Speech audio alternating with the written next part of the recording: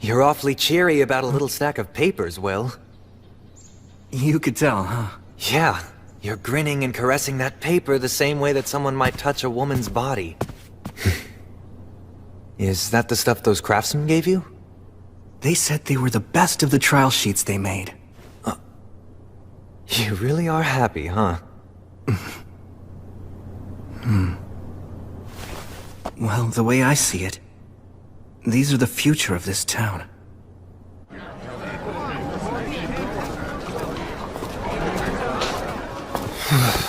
So cold. It's nearly the winter solstice. It's so busy here now. Yeah. 2 years ago, I left the city of the dead and followed the river north, until I found a deserted, half-sunken city. Now, 2 years after rebuilding began, people have given this place the name Torchport, the Port of Light. Hey, Will, what did you mean when you said that paper was this town's future? We have to do more than cut down the local trees and sell the lumber to white sales. Eventually, we'll run out of trees. So, we need to diversify the trade in this town. It'll pay off later on. And that paper of yours will do that? It's the first step and one worth celebrating. You know, you think like an elf sometimes. Oh. And you're the type that just lives in the moment. This is basically the end of the Earth. I could very well die here tomorrow. So I should do what I want today. And I'm pretty confident that most of the people who are living here feel exactly the same way as I do. I know. I want to change that. Well, maybe that's the exact reason why the Goddess of Light chose you. Huh? Here you are on the front lines, where you could die at any time. And yet you're talking about planting the seeds that'll grow fruit years from now. By the way, we heard from the Crown Prince of Whitesail's brother. We're invited to the New Year's ceremony. You gonna go? Oh, that's right.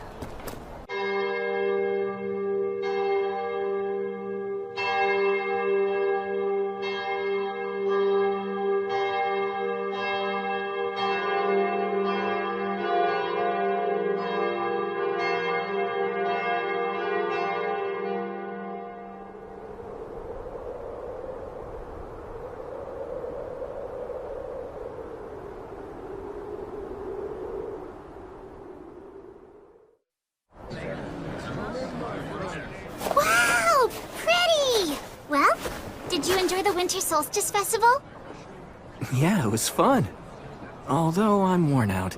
All that going around, greeting important people with a smile. It isn't as easy as it looks, huh? Luckily, Menel put my outfit together.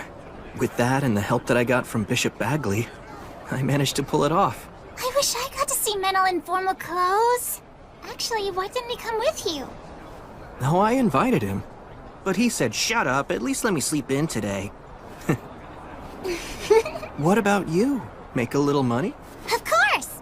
This is the Troubadour's most profitable time of the year!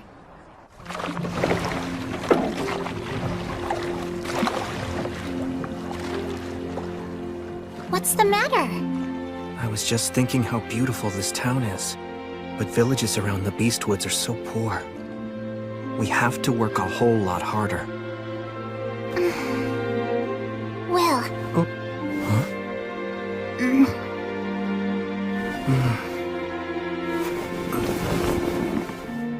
Huh? You worry too much. B. You know it's true. You can't help yourself. Well, I made a promise. I swore that I'd act as the goddess's sword to banish evil, and act as her hand to save those who are suffering.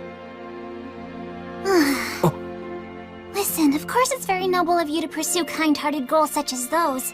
But if that's the case, you ought to be trying to please the goddess more. What do you mean? Just think about it. What would you do if a villager brought you food to show his gratitude, but was so thin he could barely stand upright on his own 2 feet? I'd tell him that he should eat it himself. Don't you think the goddess would feel the same about you? Yeah. Thank you, B. To show my appreciation, I'll take you anywhere you want to go. Oh wow, that's an an offer I can't turn down. Let's go! B, you sure about this? Yeah, absolutely. There's something I want to see.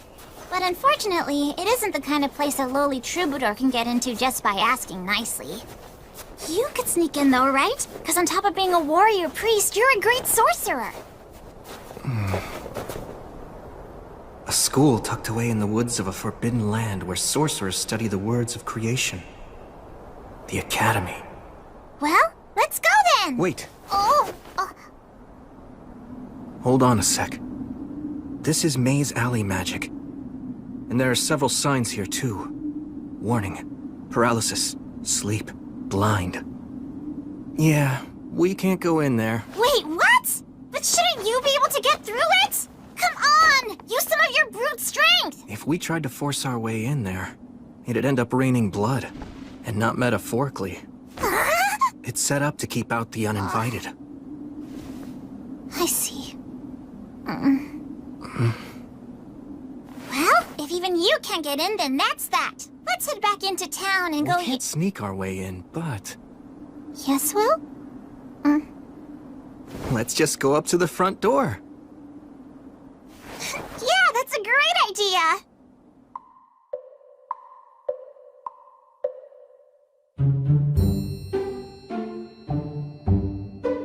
Huh? Do you remember how we got to this spot in the first place? I mean, I know in my head where it came from, but... It's okay. Just keep holding my hand.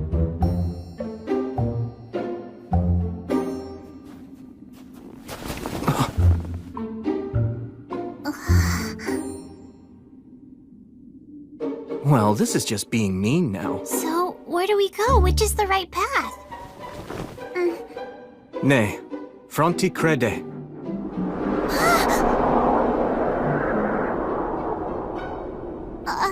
This is the right one. Either learn or leave. So, does that mean if you won't learn, you have to leave? Will, Huh? don't push it, okay? Even the wandering sage in his youth couldn't pass through this route. Or at least he wasn't able to make it all on his own. What? Gus couldn't? He was a child prodigy. But even so, he wasn't able to visit the academy without getting his master's help. That's how he found out how much he still had to learn. I see. So even Gus couldn't get through here when he was young. What is this? A curse? Looking at it makes me feel really uneasy. I can't sense any mana at work here. But doesn't that make it even more suspicious? Setting a trap in something that's obviously questionable is a classic move. You're right. There's a sign carved in it that makes you feel uneasy. Man, talk about super twisted. I could write a song about this alone.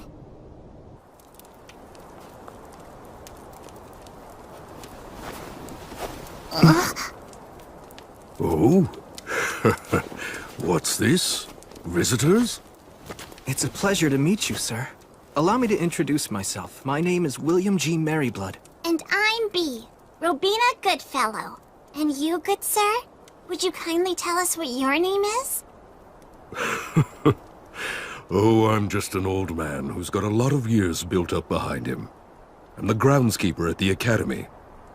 I don't really think that my name is worthy of giving to a paladin. More importantly, you must be cold. Why don't you join me and rest here for a bit? Sure, thank you very much. Tell us, kind groundskeeper. Do we still have far to go to get to the academy? That's your destination? Why exactly do you want to visit the academy, young lady? You don't appear to be a new student. There's something I want to see.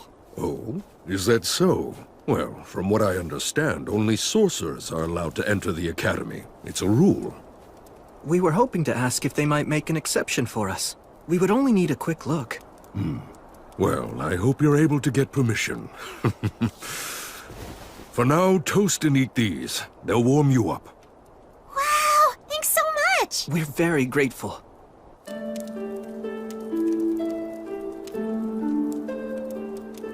This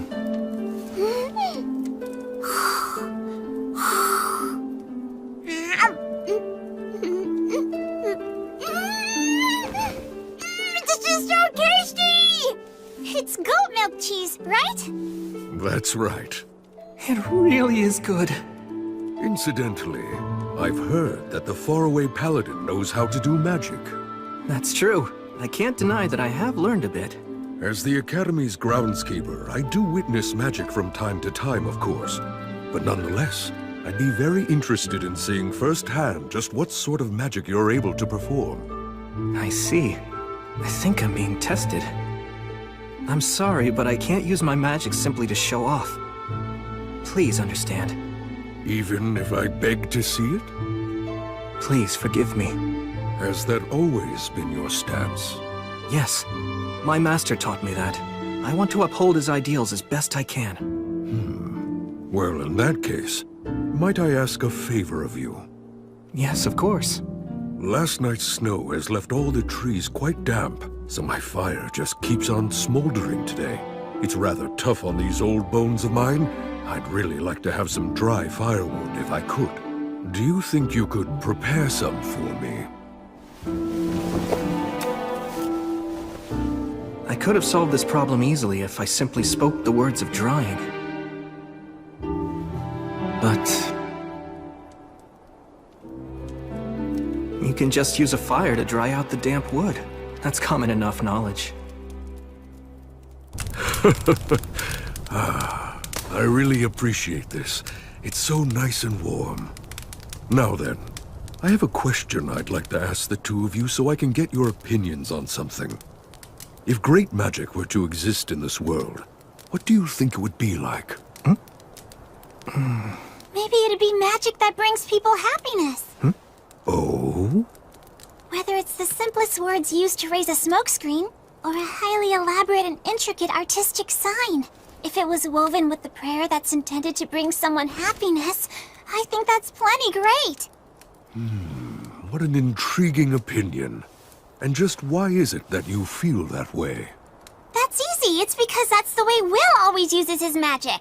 It's a part of the reason why I like him so much. Although I will say he also tends to set aside his own happiness. I'm not too crazy about that part. B. Yes, I see. Splendid.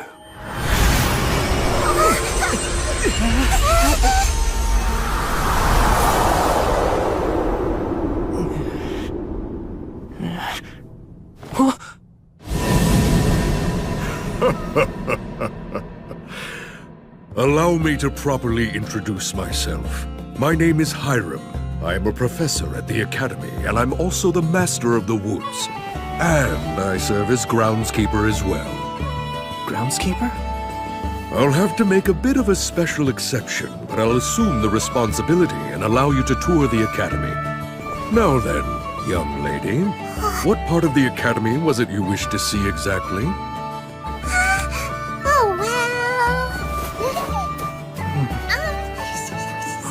Yes, I see. Of course. In that case, let's go.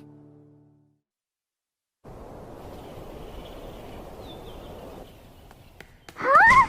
Wait, hold on! What is that? There's a doll out there cleaning! That is a golem created by a previous master of forms. It's quite a handy thing to have. Incredible. It moves so gracefully. Even if the mana here is very stable, I can't imagine the amount of work that must have gone into it.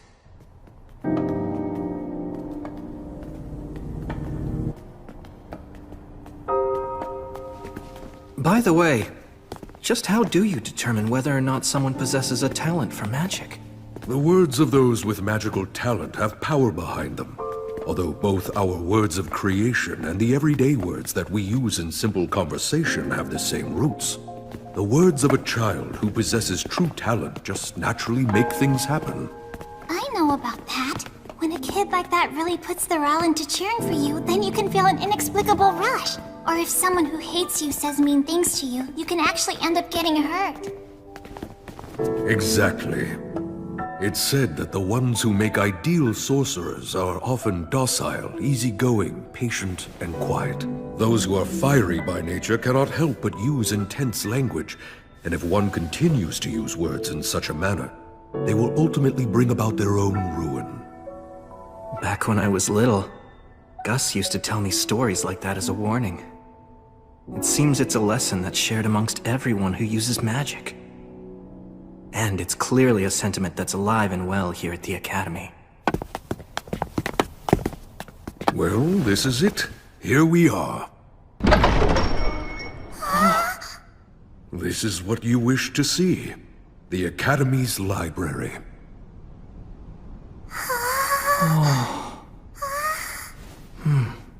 I personally authorize you to browse anywhere you might wish, except for the forbidden shelves downstairs. I know my request to come here was unorthodox, but thanks for allowing it. Very well then, I shall be waiting for you out in the courtyard. If you need anything, just call for me. So, you wanted to see these books? Yep. Are you surprised? A bit. I thought you wanted to see the Sorcerer's School so that you could use it as a reference in your songs. There's a book I'm hoping to find. You want some help? I think I'll just search on my own for a while. I asked you to bring me here and now you're just gonna be bored. Sorry about that. An introduction to the history of magic. I learned a lot from Gus, but I wonder what's changed over the past 200 years that he wasn't even aware of. Huh? B? I'll carry those. Thank you. Huh? A record of Academy graduates and a collection of local historical records?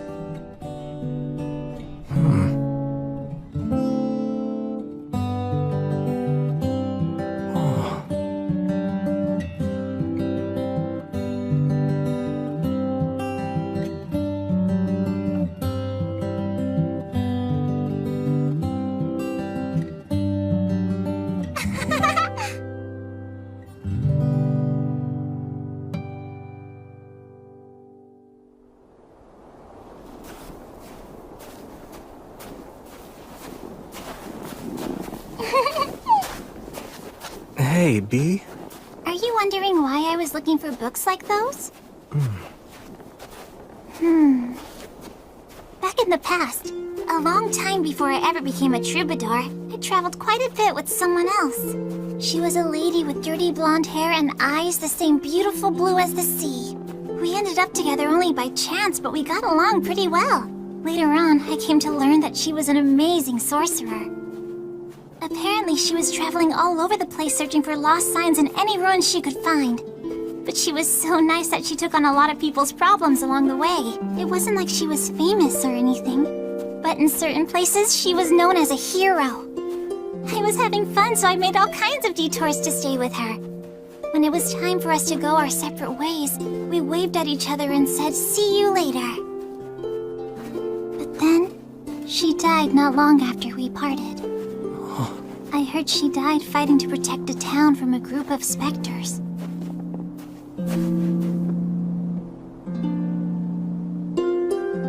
I'm sorry. Oh, don't get the wrong idea. It isn't that I'm feeling upset because she died or anything. I mean, yeah, of course I'm sad, but she'd made up her mind, right? I'm not really big on regretting the choices other people make. But even so, I can't just sit around and let that kind of resolve be forgotten, can I? She was a hero. So many people mourned her death. But even that grief was washed away by the passage of time. And she was forgotten. Eventually, nobody spoke her name again. This world is full of dangers. Every hero who is born is one day quickly forgotten. I guess that's just how it works. But still, they praised her and thanked her, and when she died, that was it. I can't stand that. Someone's determination isn't something to use up and throw away! So I've been singing about her to keep her story alive. And along the way, I realized something. What's that? Those songs about heroes, they create hope. Do they? Those songs tell people that there's someone out there trying to save them with exceptional strength or magic. That there's someone who's fighting for them. That maybe there always has been. That brings a lot of hope to people. It's just the same as the 3 heroes that you're so fond of. And maybe like you too. Hey, look! That's what heroes are. They're like guiding lights. Wherever it is you walk, there are people who will follow after you.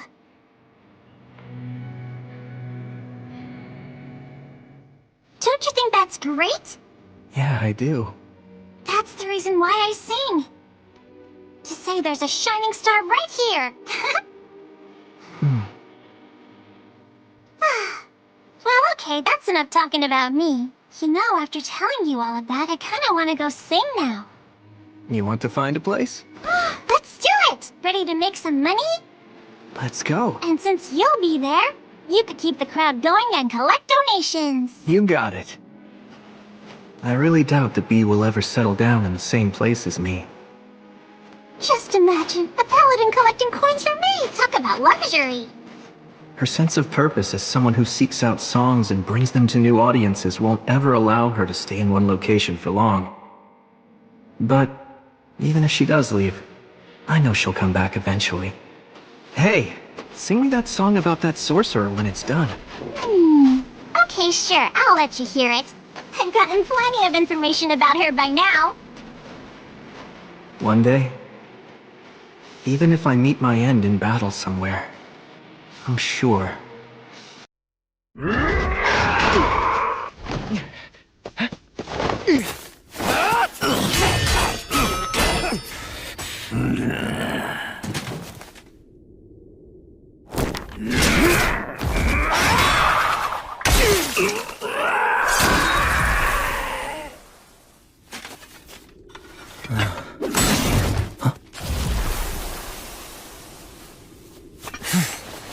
Got a new sword out of it. If the demon commanders were the gatekeepers, then that means... Yeah, it means the Lord of the Forest must be ahead.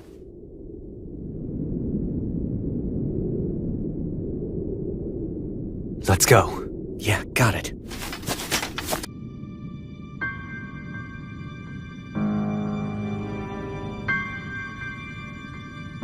So is that big tree?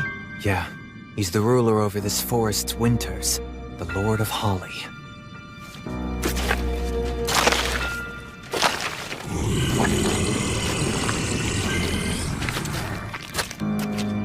Are those words of creation? No, actually. That's a curse. Those are blasphemous words. What's happened to my gatekeepers? What do you think happened? I see. Let me guess. You're the faraway paladin, Sir William. And you are the one called Neneldor of Swift Wings. And you must be General Carnunos. If you two celebrated heroes have come here, we don't need to waste any time. I'll see to it that you die right here and now. A few days ago, on the summer solstice, I saw snowdrops that were blooming out of season. And that's where it all started. Crown Prince Ethel of White Sails asked me to find out why it was happening, so we came here to look into it. And that's what we found.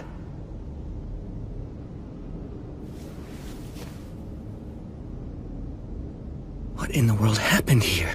The forest. Huh? The forest has gone completely mad. This whole forest region is ruled over by 2 ancient trees. They're called the Lord of Oak and the Lord of Holly. They're trees. Actually, they're twin brothers. The Lord of Oak rules from the winter solstice to the summer solstice. Each solstice, they yield royal authority to each other, thus maintaining the cycle of the seasons.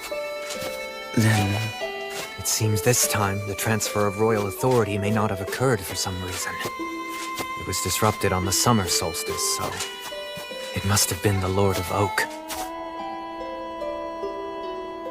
Great Lord of Oak, ruler of the forest. Why won't you give the Lord of Holly the royal authority? Nay, children of man. You have it the wrong way around. It is the Lord of Holly who will not accept the transfer of power. Why not? That I do not know. My communication with the Lord of Holly was severed, so the transfer of power cannot be performed. The royal authority is powerful and far-reaching. If it does not lie with the correct owner, it will only foster the spread of evil. It may only be a short time now before this forest suffers a fatal collapse. All right then, will you give it to me? What, Menel? Hear me, Lord of Oak. Please entrust your royal authority to me. I cannot. It may have been possible for the true Fae from the days of old, but because you carry human blood in your veins, you would not last even a month.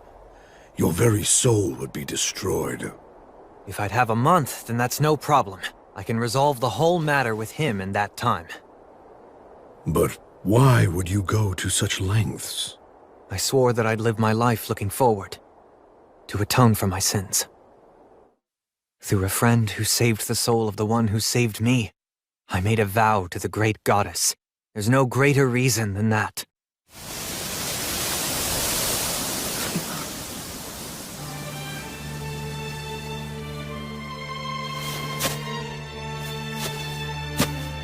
That path leads to a trial, a secret rite known only to this forest. I'm afraid that you, agent of the Goddess of Light, do not have the right to participate in it. Yes, I realize that. I'll wait, however long it takes. Rest assured I'll be back soon.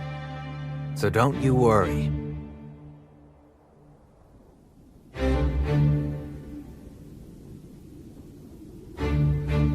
I don't know exactly what happened in there, or what trials awaited him.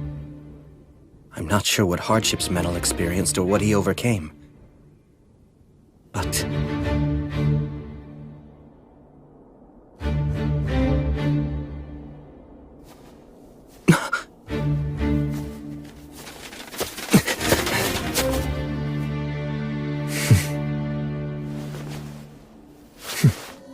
that was how Menel received the royal authority.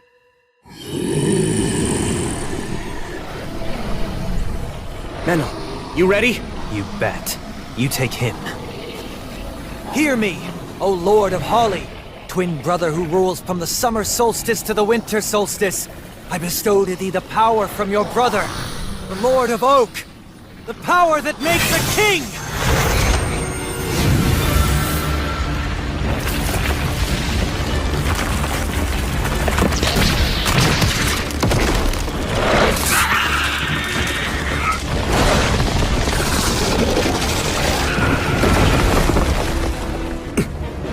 You're going to regret that.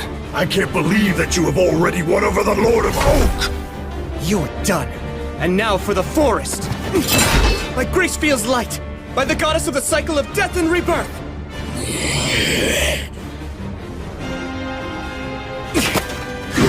Defumo Adblap! Tessere Oath! It still went off? Nicely done.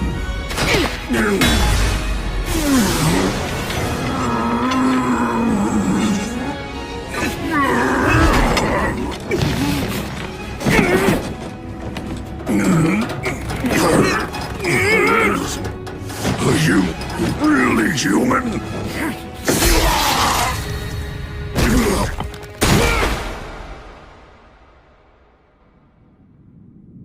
I am the Lord of Holly.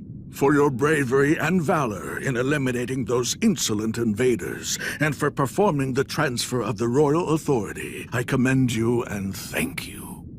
I must restore order to this maddened forest.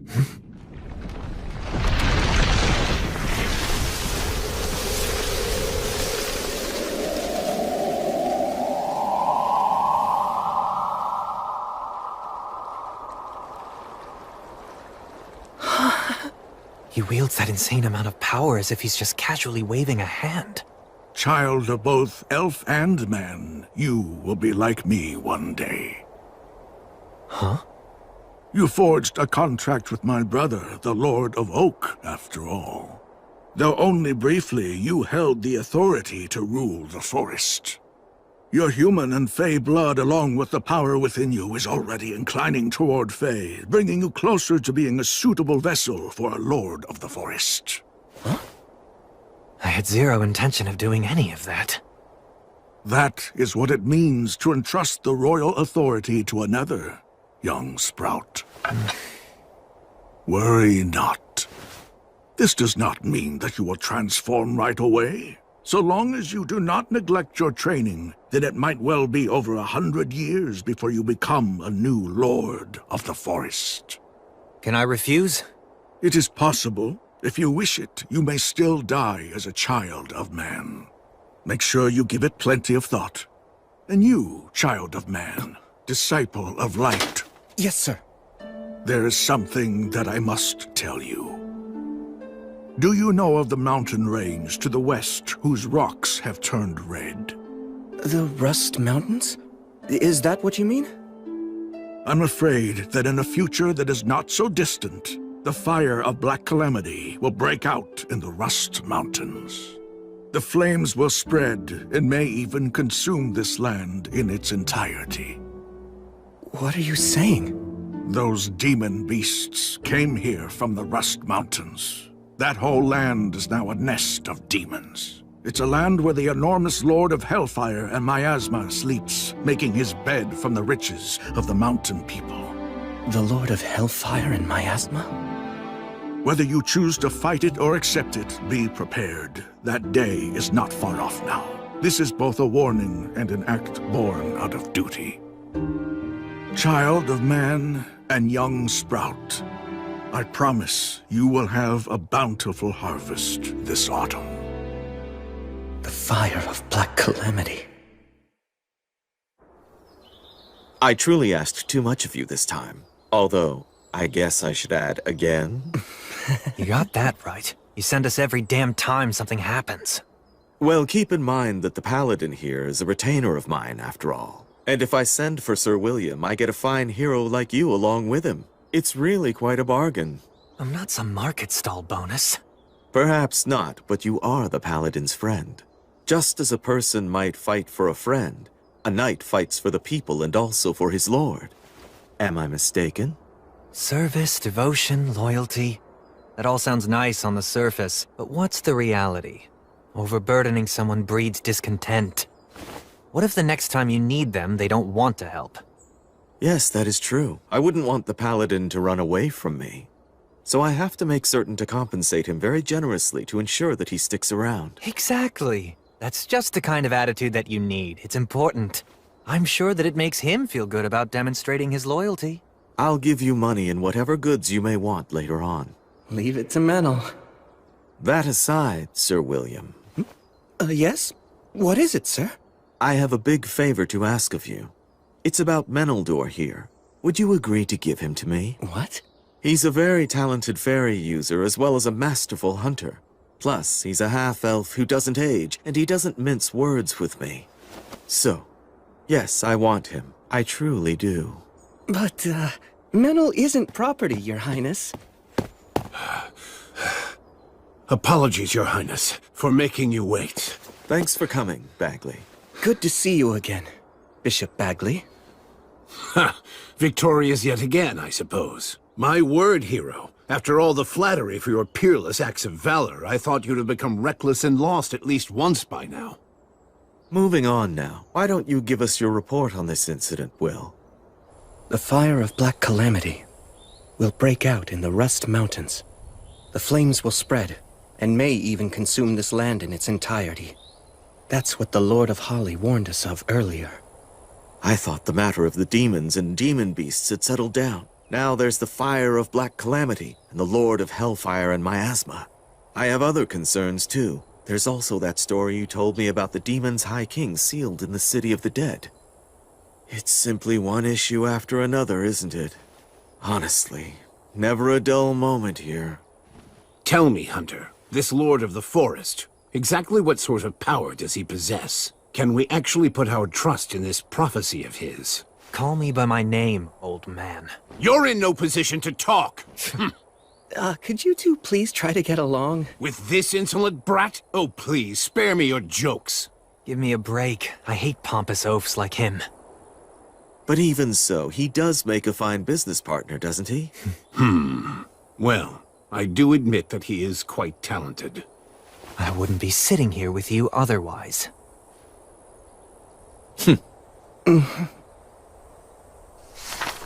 Here, look at this. The Lords of the Forest rule the entire region adjacent to this ley line.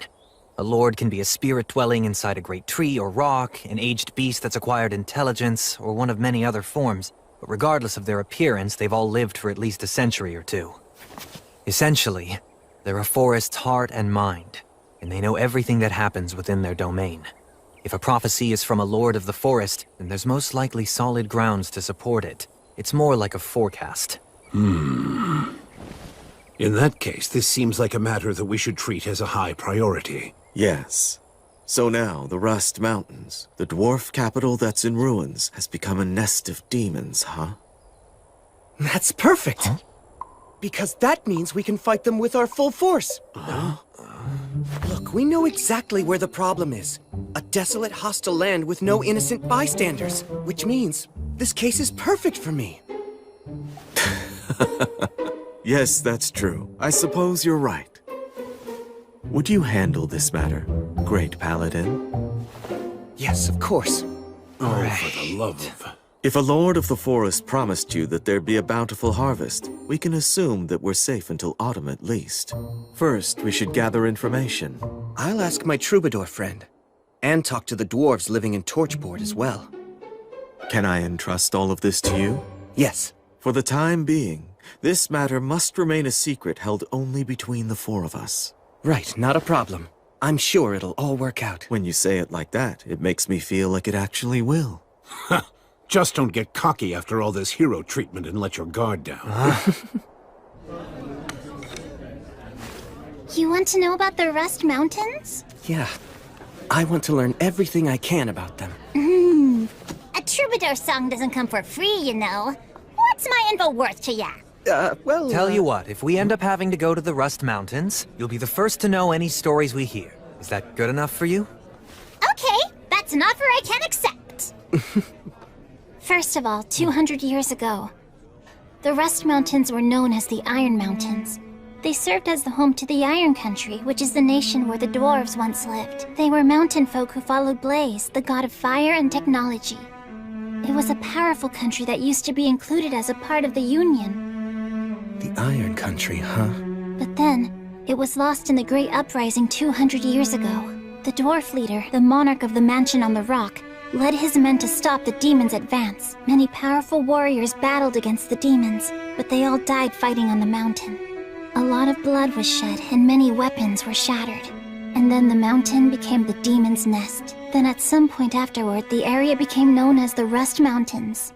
Was that because that's what happens when iron dies? The details have been lost. Not even the songs about the battle have survived. There isn't any real information about it. Why's that? Because all of the dwarf warriors and citizens were basically wiped out. And also, no one will mention the fate of any dwarf who fled the country. It was just too cruel to talk about. Half a year ago, I remember we took in a group of dwarf refugees over at Torchport. I'll never forget it. They had a look of utter exhaustion in their eyes. It made me realize that just one wrong step, and that easily could have been us instead. Manuel, you... Everybody knows what terrible things can befall people who are driven out of their homeland. That's why none of them want to talk about their home, or bring up anything about what happened in that final battle. I can understand that. Anyway, that's really everything I can tell you about it. I'm sorry. No, don't be. You've been really helpful. But you know, Will... Huh? If you were to approach them with the understanding that you have now, they just might be willing to talk. Especially since it's you. Good advice. Thanks so much.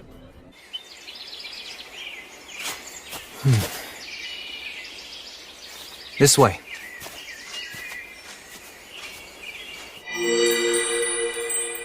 This is the fairy's path. You sure this is the right way? Yeah, I can tell. I mean, I can tell now, at least. Because of the royal authority? Apparently, although it's not like I asked for it. You know, if you and I end up getting separated, then I'm done for. Oh, don't worry. There's no way I'm going to lose you. If you wander off, I'll just drag you back. Really? You can do that too? I was planning to train myself to do this. But hey, whether you get it for free or work for it, power is power. It's really all the same once you make it a part of yourself. This is amazing, though. I mean, you are going to become a Lord of the Forest someday. Well, maybe in 200 or 300 years. It could even be more. It'll probably be somewhere around there. I'll be long dead by then. That's true. Maybe I'll be the one who maintains your grave. And I'll be able to see how your kids and grandkids end up too. Huh. I hope everything will have settled down by then. Wait, you've been planning to do that? Yes, that's right, I have. I have all kinds of debts to you that I can never repay. At some point along the way, all half-elves have to make a life-altering decision.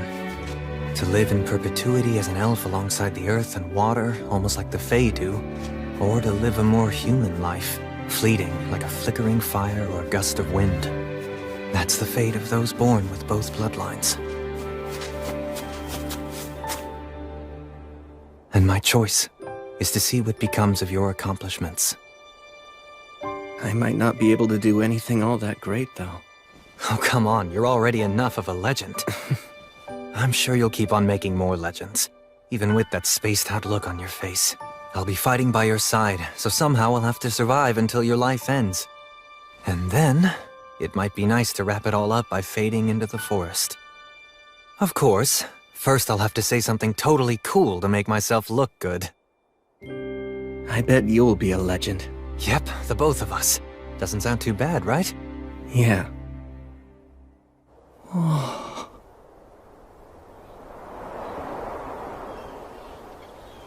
Amazing. It should have taken days to get this far. Pretty handy, huh? It's kind of scary how easily you use that power, though.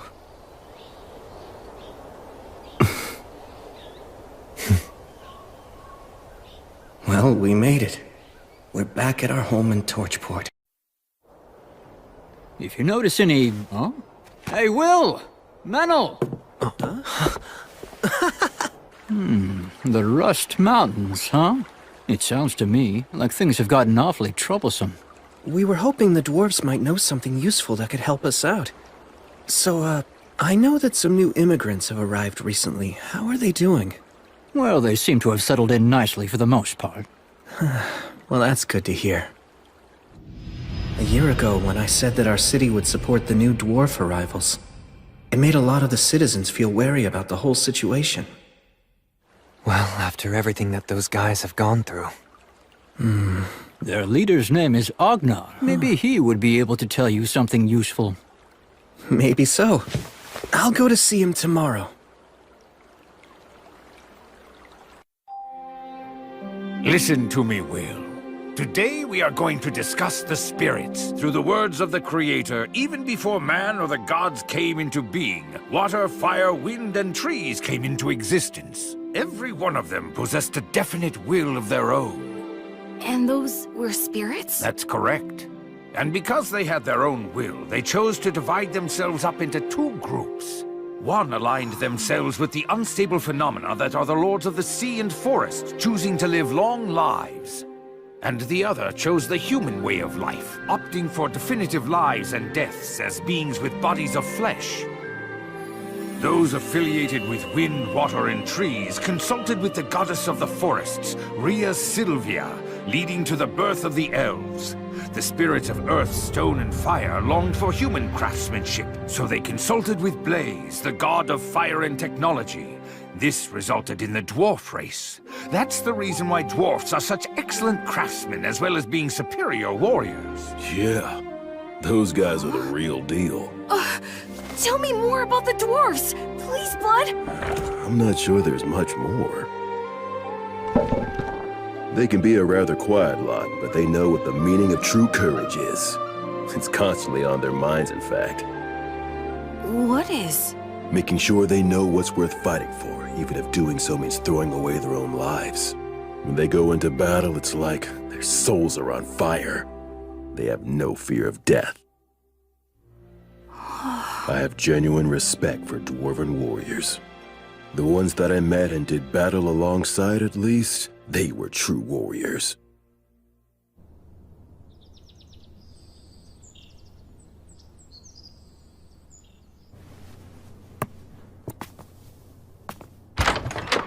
Hello there, good morning. Young master, good morning.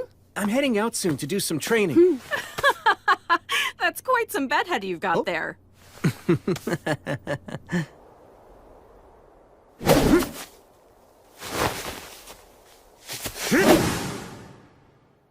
As usual. Your look really doesn't fit with your superhuman strength. Yeah, I guess it would have been nice to have the looks to match. It makes you approachable, though. Maybe it's for the best. And they say people seek in others what they don't have themselves. Menel, stay here a second. Sure.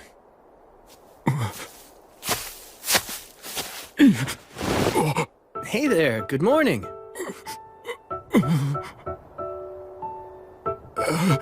Yeah, good morning.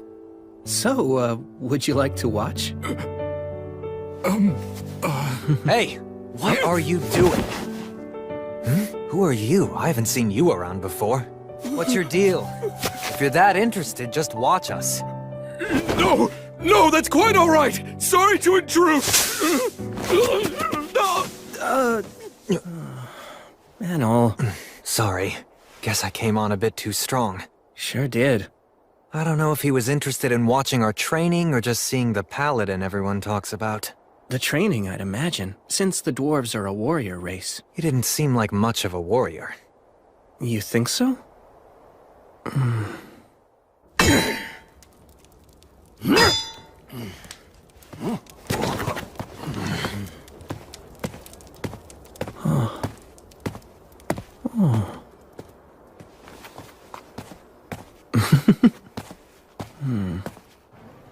Welcome!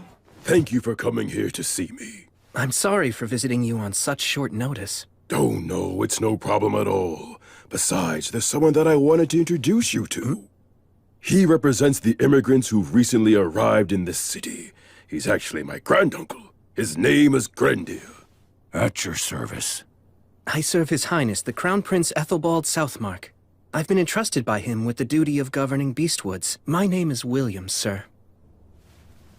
So you and your people, why did you come here? We came to die. Pardon me. Uncle Grendir, you're only going to upset him by speaking so frankly.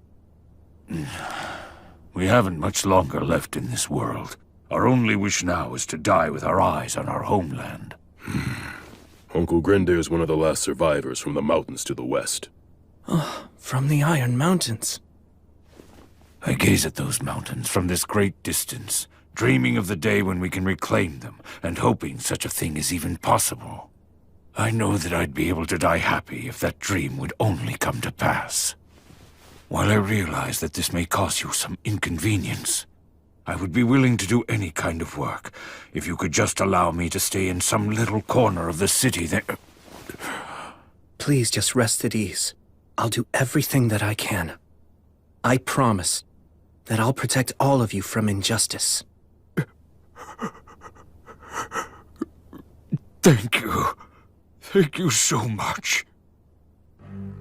200 years ago, there was a monarch who ruled in the Iron Country. Short and frail, he wasn't very proficient in the martial arts and preferred to spend his time writing. His name was Arvanger, the last king of the Iron Country. He presided over an age of peace. The land was blessed with prosperity and well-being. But then, a storm came. From the depths of the abyss came an invasion of demons that was led by the High King of the Eternals. When the fires of war encroached upon the Iron Country, an emissary from the demons appeared. It demanded that our people agree to follow the High King. Today's our last day to respond to their demand. If the only difference is who sells us weapons, does it really even matter? Those demons can't be trusted! We must fight them to the death! But if we're dragged into war, our children will die. What are we to do? I will make the decision.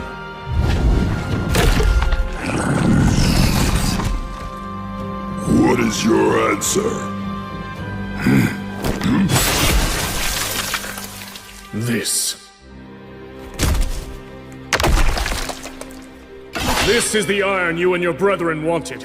Come and take it! The dragon is coming! Alakirka will destroy everything!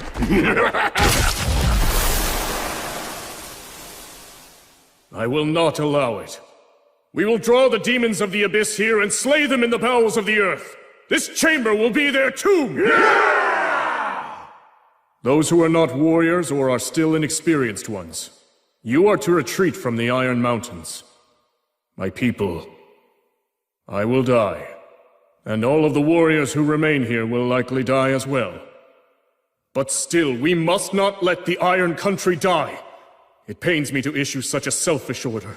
It tears my heart in two, yet issue it I must, even if you lose your homeland and drown in regret and disgrace. Go live! That is the battle that I command you to fight after leaving this place.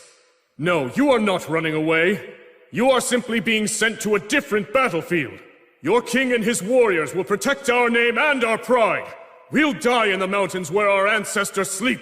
All of you must abandon your pride and stake everything on living. Do not let the flames in our kilns die. Go live. Live and keep fighting that battle until we may reclaim our land. That is my final order. That tale is the legend of the Iron Mountains handed down to us. I wasn't even born at the time when that terrible atrocity occurred.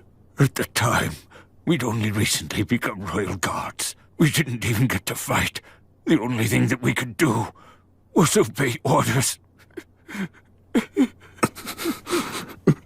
And we left amid the bitter cold and the treacherous path. My child, my joyful child, who was always smiling, encouraged us all to keep going. But even they could not smile any longer, and they passed away. I can no longer even remember how many died. Yet somehow I survived. I made it through that time of chaos and lived 200 years. And now you have returned this land to the hands of man. And not only that, you have even shed tears with me. We can return home. Someday not far off we can fulfill our king's decree. How noble it feels to be able to continue believing such things. Sir William, thank you. Thank you.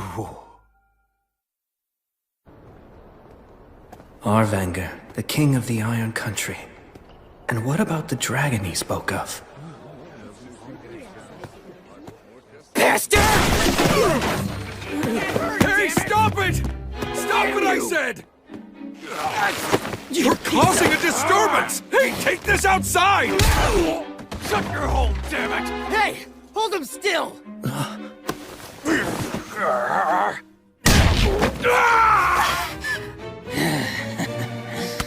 That's enough. Huh? Shut up! What the hell? I won't let you take this any further. You two have just had a bit too much to drink, right? Sorry for the disturbance! Take this and spare us!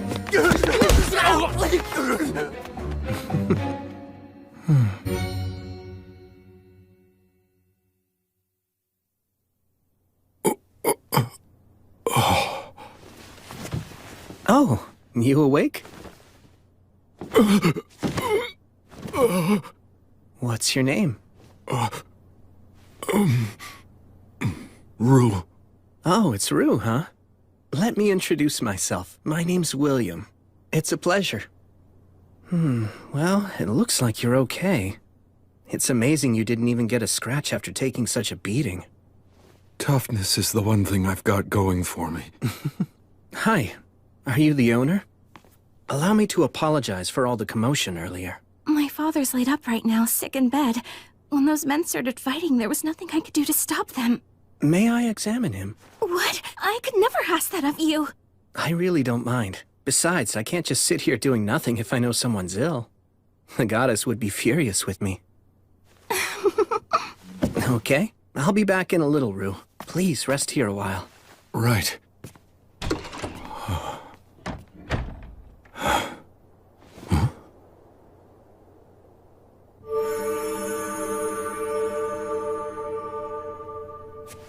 Okay, you ought to be just fine now.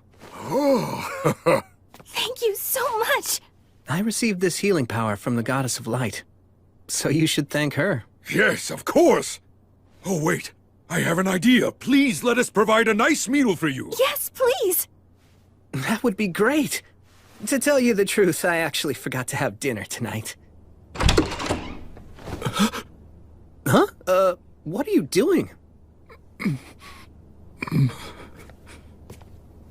Oh, wow, amazing. It's really nothing. Not compared to what you can do. You're so strong and courageous. Don't do that. Don't say things like that. You really shouldn't imply that you're weak and cowardly. It's like cursing yourself. Be your own biggest supporter. You should try that approach instead. I will!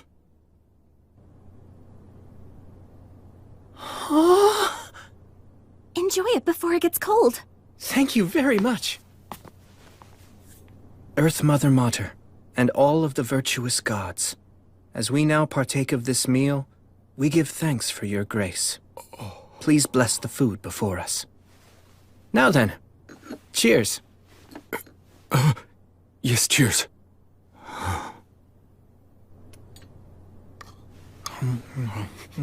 Tasty. Yeah. Tell me, why were you here anyway? Well, you see, I just migrated here, and I guess I kinda wanted to get my bearings. So I was sort of exploring. There's nothing unusual about wanting to look around. Yeah, but all the other people in my clan have been keeping busy. You're talking about Grender? You don't need to worry about that. Actually, I just happened to come from speaking with him in Agnar. You are remarkable. You're just so strong and dependable. I'm afraid I'm nothing like you. Then, why don't you give it a try too? You can get a certain degree of strength by eating well and training. Dependability comes from good choices and habits. I believe that we met for a reason. I'll tell you what. Try considering this idea. Become a Thane. You could work for me if you want, if that's something you're interested in. Wait, really? Do you actually mean that? Just tell me what you want to do. As long as it's what your heart desires, then I want to help you achieve it. To be honest, I might just cause trouble for you, but still. Yes, please. Let me learn from you.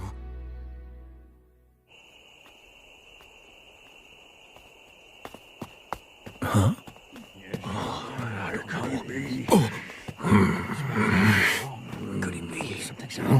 Young master! Where in the world have you been? Before you go somewhere, you must tell us! Regardless, I'm glad you're safe. I'm very sorry. We were so... Seems Rue was raised by people who really care about him. Perhaps they even care a bit too much. You get it? Could have been hurt. Huh? Come inside. Listen to me. Never do something like this again. Pardon me. Hello, everyone. I'm William G. Merryblood. I must apologize. Rue and I met by chance and we got to talking. We hit it off and I didn't realize what time it was. No apologies, please. That's the paladin? He's dreadfully strong. He's more than just strong. He could crush us all, if he wished to do so. My name is Gez5. I appreciate your apology, and I will gladly accept it. You have my humble thanks. Now then, what brings you here? It's about Rue. I would like him to become my Thane. You want to make the young master a Thane? That means that he'd have to accompany you on beast hunts. Please! Being the Paladin's Thane is too dangerous! You have to give this more thought! What do you want to do?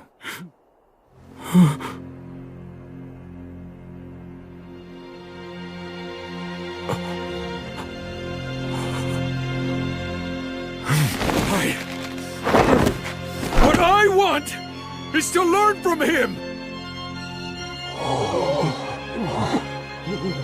To learn what a warrior is!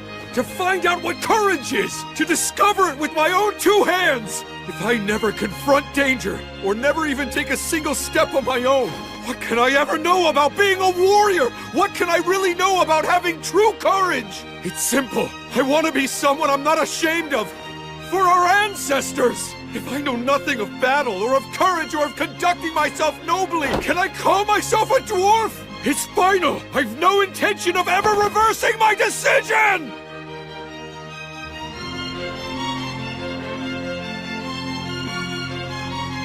Wow. Sir Will! I beg of you, accept me as your Thane right here and now!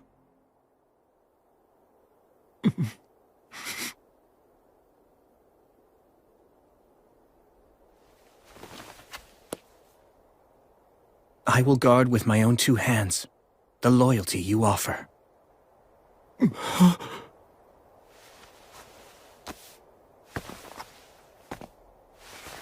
As you just heard, Rue's given me his oath as a Thane. And so, as the knight that he now serves, I will gladly listen to what you have to say. Our young master will be the faraway Paladin's Thane. So be it. You're agreeing to this? He's never asked for selfish favors. He's always respected the predicament we have lived in. And as he just said, this is what he wants. All right. I will explain the situation to Grendir, young master. Oh, thanks so much. But still, know this. From this day on, you can consider yourself to be like a dead man to me. But why? Since you've entrusted your loyalty to a great warrior, you must never value your life above his. Serve him faithfully, prepared to die for him without hesitation if it ever becomes necessary. You understand? Yes, I understand. Grendir and I will check in later to see how things are going.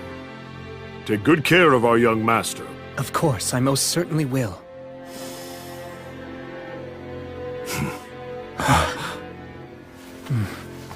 I'm looking forward to this. Yeah, same! Let's talk about your pay now. There's a lot involved in being a Thane, but I'll provide your equipment, and I'll pay you. Oh, I'm just happy merely to be serving you. That's not enough. I had someone tell me many, many times about how important money was. Right. If I don't compensate you fairly, it'll look bad.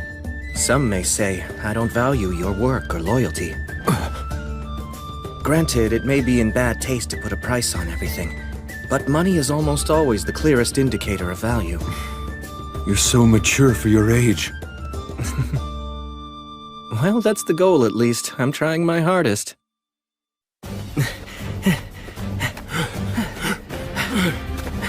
Are you doing all right?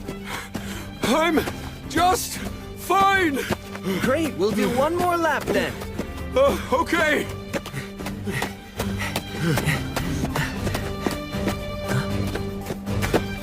Blood, Mary, and Gus must have worked so hard to figure out how to teach me everything I needed to know. How'd they train me so efficiently? Last lap, full speed! All right! Well, all I can do is keep trying my best, and maybe I'll reach their level someday.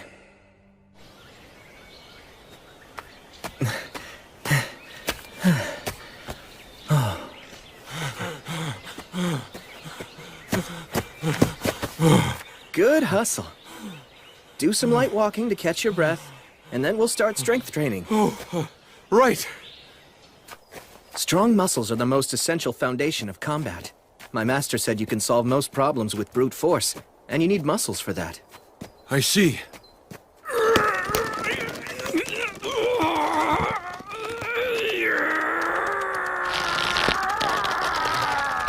Okay, that's good. That's enough strength training for now. Will we do this every day? Yep, we worked on your arms this morning, but we'll alternate our training. We'll focus on different muscles on different days. Yeah, I guess that makes sense. Actually, later on, I'd like to do some practice swings with you to check your footwork and how you move your body. Uh-huh. But first... I think you guys met before, but let me introduce my friend, Menel. Hey. Oh, yes, hello. So, I guess I should say I'm sorry for scaring you the other day. Oh, that's okay. So from this point forward, Menel will join your training sessions. Also, I'll be asking him to work with you whenever I'm away or unavailable. Right. I appreciate your guidance. Sure thing. I need to go and attend an assembly. After that, I'm going to go check on the people who we treated earlier. I'll let you take over now. Fine. Okay, let's start with practice swings. Right! Okay, I'm counting on you then. No problem. I'll take care of it. Well... Oh, hey! It's our lord! Ah, well, good to see you.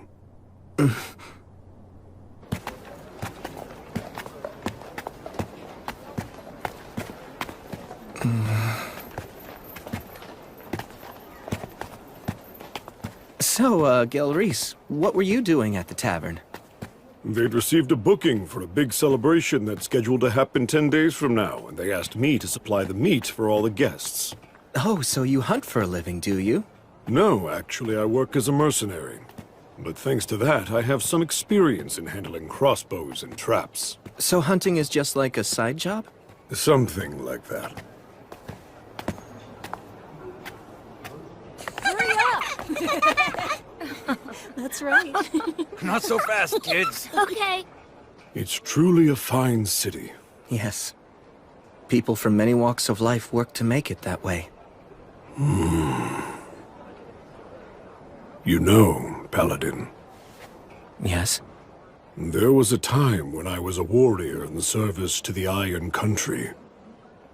I was inexperienced as a fighter, so I wasn't granted the honor of dying in battle beside our king. To fulfill our king's final command, we took up weapons and worked for many different employers to get by. Contentment was not easy to find. We traveled across many lands before finally arriving here in this city. Please, I beg of you, guide our young master and teach him as best you can. Yes. I swear on her light.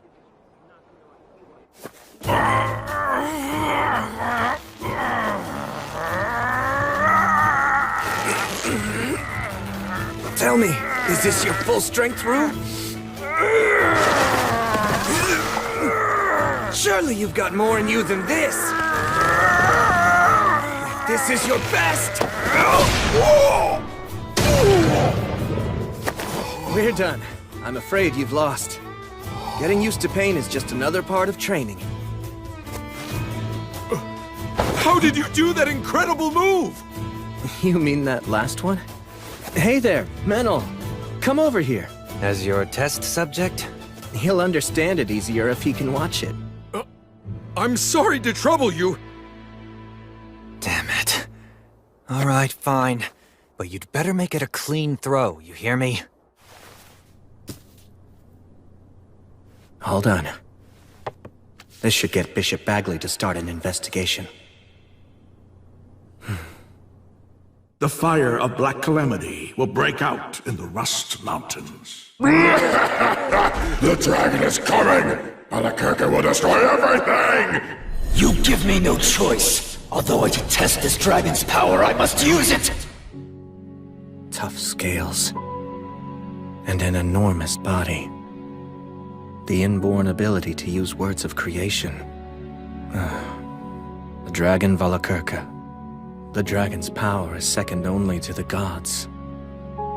Back when I fought what was the mere echo of a god, I was nearly killed at one point. Things were bad enough with just an echo. And now, an echo and a dragon. I don't like this. It scares me. Don't lose your nerve! Huh? Come on! Again! I'm wearing armor, so why would you hesitate to attack? Good grief, I think you might even be more naive than Will. So what's the matter? You giving up already? You gonna run home with your tail between your legs? No, I'm not done!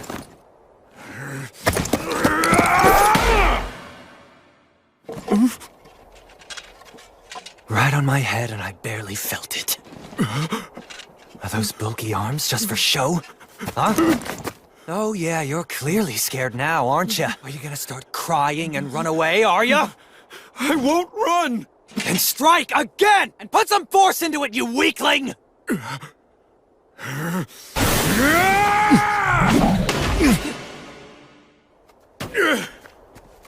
Always reliable, that Menno.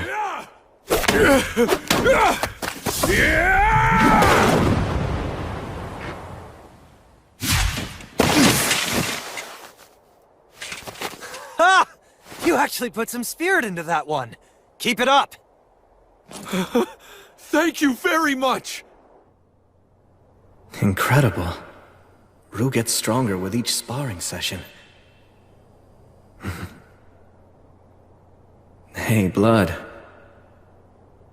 Was this what you were feeling back when you were training me?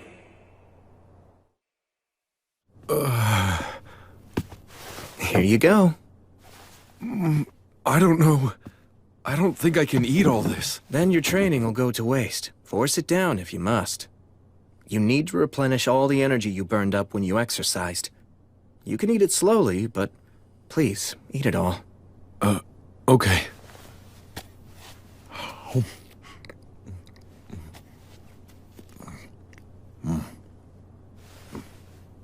So, I just wanted to say thank you once again. For what? Well, first of all, for allowing me to become your Thane, and second, for the training you're giving me. You even pay me and provide me with food, and for all of that, I'm extremely grateful. Are you aware of my background? Well, I have some idea, I guess. You see, I was actually born of noble blood within my clan. My parents died of an illness while I was young, so the other people in my clan shielded me from hardship. Well, that much is apparent. But I started wondering if that was the right way for me to live. I bear responsibility for my clan. Should I be so weak and so cowardly? Then one day, I heard a song that was about you. I couldn't stop thinking about it. I couldn't stop wishing I could be like you. Getting to serve you now is like a dream come true. I'm so glad to learn from you.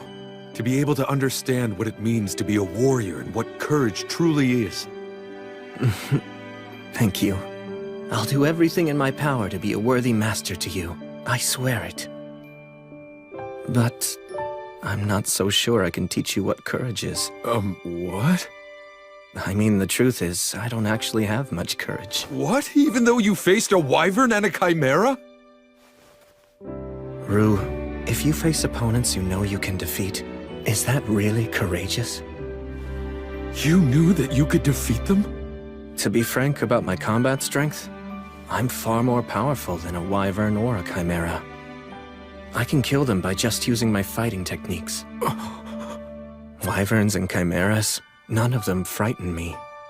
Beating opponents you're not afraid of, that isn't courage. Well then, what do you think courage is exactly? You know, I'd really like to know the answer to that myself. What would I do? How would I face an opponent who I don't really think I could ever defeat?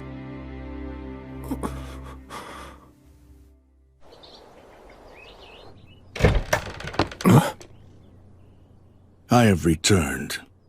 Oh, Raistov! I'm glad that you're back. How'd it go? Nothing seemed especially out of place. Should I go see Anna and report my findings to her as usual? Yes, please. Thanks, Rastov. I'd heard you'd taken on a new thing.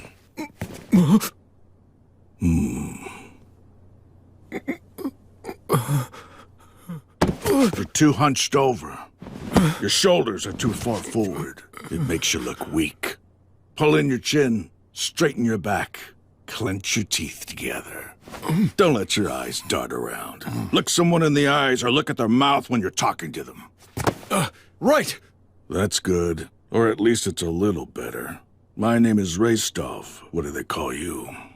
Rue! I see. And what do you think of William? I respect him! Then make sure you don't do anything to damage his reputation as your master. Keep your eyes facing forward, and always stand up straight. Right! When you speak, do so with confidence, and choose your words carefully. If you can't do that, stay silent. Got it? Yes! Was that okay? Of course. I was actually planning to ask you for your input. Good then. You said your name was Rue? Well, be prepared. I'll be butting into your training. Right! Oh, that's right. Hey, Rastov. What is it? Let me ask you, what do you think courage is? I don't know what's been going through your head. But as long as you keep thinking like that, you'll never know. I guess you're right. I kept an eye on the Rust Mountains for a while, but throughout the summer and fall, they were as peaceful as could be. Just as the Lord of Holly promised, the forest was plentiful, which made everyone happy. When the time was right, the city even held a festival for the wheat harvest.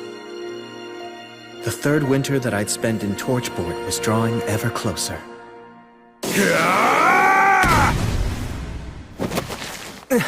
Well done! That was quite a good throw. Wow, thank you very much! My lord! My lord! Sightings of undead were reported. Sorry it happened again. It's fine. If undead are involved, then I need to make it a top priority. So what should we do this time? Good question. Oh, Rue, I need to go handle this matter. It's very important.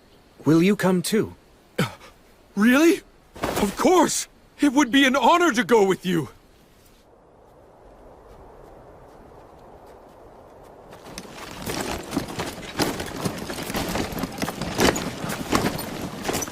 And one more thing. I've heard that dwarves can see in the dark, but don't rely just on your sight. Yes, understood.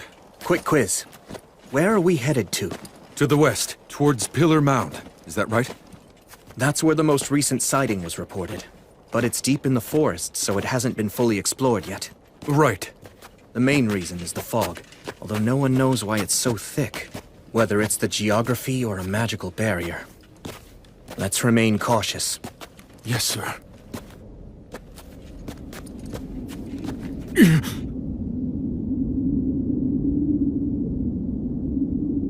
It's, quite eerie, isn't it? But still, magnificent.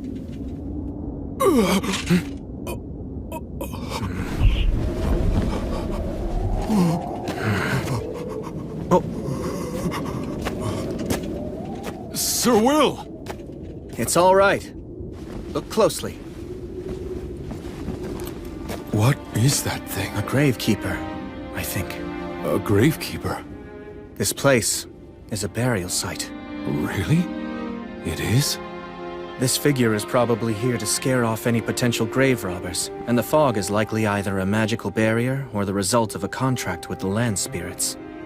I imagine the reason this place was created was to be a resting place for loved ones who'd passed on.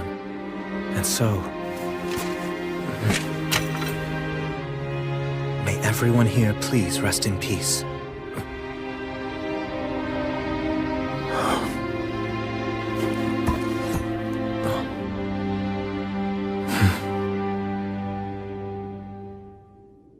So, if the undead were spotted here, where'd they go? Considering this is a burial site, I'm beginning to think chances are that someone was merely seeing things. But I'd imagine that the undead are more likely to show up at burial sites. Why's that? They all received proper burials.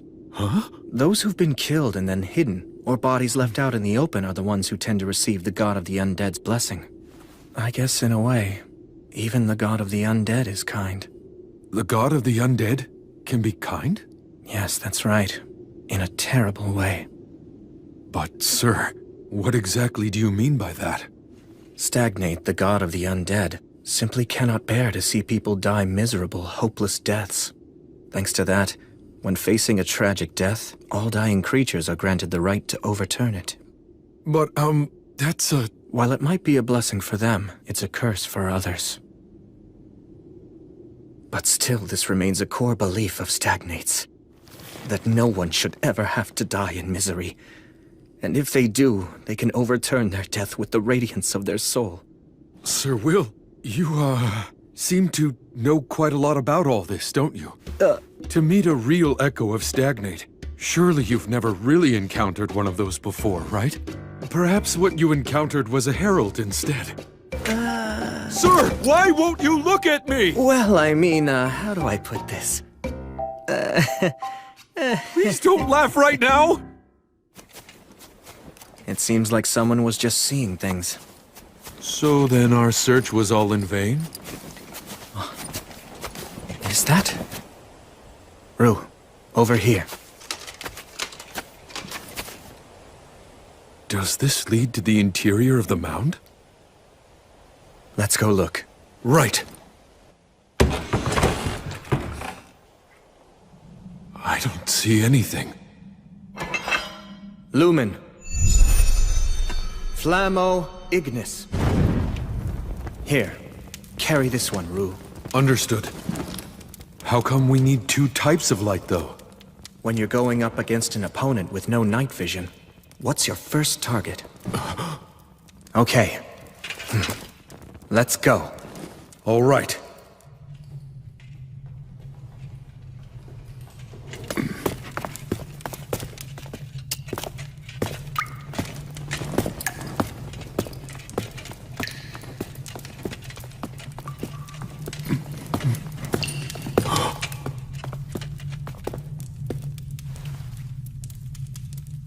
Does this lead to the innermost chamber, then?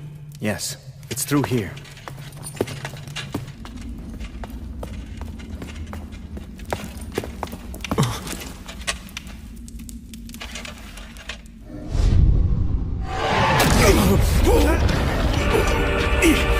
No! This is...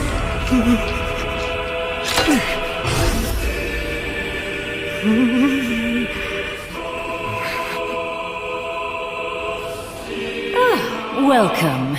This is my home for now. Has it really been 2 years, Warrior of the Light? Stagnate, it's you.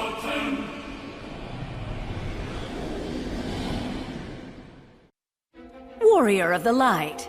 Has it really been 2 years? It's you, Stagnate. The god of the undead? Defense isn't an option here. So we have to... Now hold on just a minute. If you two intend to fight me, you will win. The form that you see here today isn't an echo, after all. A herald. Very astute. The last time we faced, you gave me an utter thrashing. Thanks to that, it's unlikely I'll be able to send an echo to this world for quite some time, no matter how hard I try. Heralds. Messengers of the gods that convey their will. I had no choice but to send a herald this time around. You doing some fishing? Again, you're very astute. You're just as sharp as you ever were, I see. They knew that if they tossed enough rumors of the undead around here as bait, there was a good chance that I'd bite. How despicable. Regular fishing is despicable as well, at least from the fish's point of view. But then, that's just how gods are. It seems that you're not here seeking revenge for our last encounter. First, an apology. Apology? The echo that you faced last time behaved shamefully in its dying moments, and for that, I am deeply ashamed. Newborn echoes tend to be very emotional and irrational. They act impulsively, and in general are rather infantile. Still, that's no excuse. The god of the undead is apologizing? You know, young dwarf, that powerful warrior you're with actually managed to kill me. All that stabbing and being stabbed, what a fiery night it was. I wasn't aware that gods had such a fondness for jokes. Look, just tell me what you want. You're no fun. I mean, really, would it kill you to humor me a little while we chat? This god can speak the words. That's what makes them so dangerous. Brave warrior who defeated me. Paladin of the Light. This is my revelation.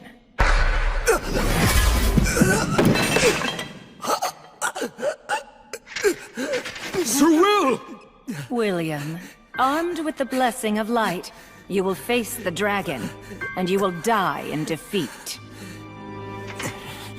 If you don't wish to die in vain, don't fight the god's sickle. Don't face the evil dragon Valakirka. If you don't believe that what I'm saying is true, then feel free to ask the goddess Gracefield. But why? Why tell me all this? Because you've already proven that you have what it takes to be a true hero. I have a sincere love for humans, but I'm especially partial to heroes. I find that the radiance of their souls possesses a rare and true beauty. That's why I wish undeath and eternity for them. I simply cannot bear to see their souls dragged down by the fools of this world and lose their radiance to bitterness and regret. And I'd hate to see you killed by the likes of a vulgar beast such as Valakirka. Vulgar beast? During the Age of Myth, back when I was still on the side of good, I met him once. The evil dragon Valakirka, known as the God's Sickle. He fought not for any particular beliefs, but merely for the sake of victory and plunder. I'm surprised that the virtuous gods would be willing to employ him. If a mercenary isn't on your side, then he will end up on the side of your enemy. Soon after that, I betrayed the virtuous gods for the sake of my own beliefs. Many remarkable battles were fought, and several of the old gods ended up leaving this world. It's the same myth that Gus told me. But he was different. You mean... the dragon is actually a remnant from back in the Age of the Gods? Correct. And he's remained a mercenary ever since then. And that includes during the Great Uprising led by the demons from the Abyss. The Great Cataclysm 200 years ago, and the end of the Union Age. He was hired by the demon army, brought about the fall of the Rust Mountains, and then fell asleep. See, his wounds from the battle were too severe. Wait, hold on just a moment! His wounds from the battle, you say? My ancestors. Ah, of course. You are a descendant of the mountain people? I am! Well, perhaps there really is such a thing as fate after all. All right, then for you, descendant of the Iron Country, I, Stagnate, the god of the undead, shall reveal the truth. I'm sure you've heard of Arvengr, the king of the Iron Mountains. He was also a true hero. Be proud. Kaldon, the famed sword handed down through generations, took an eye from the evil dragon who survived from the Age of the Gods. Wait, is that true? It was exhilarating. He was truly a great hero. I'm so glad. I'm so glad. I wouldn't have expected such kindness from an evil god. But this is a god who distorts the rules of life and death, and brings about disaster because their emotions drive them. William, in time, you may very well surpass even Arvengr's great achievements and succeed in slaying Valakirka. But now is not that time, I'm afraid.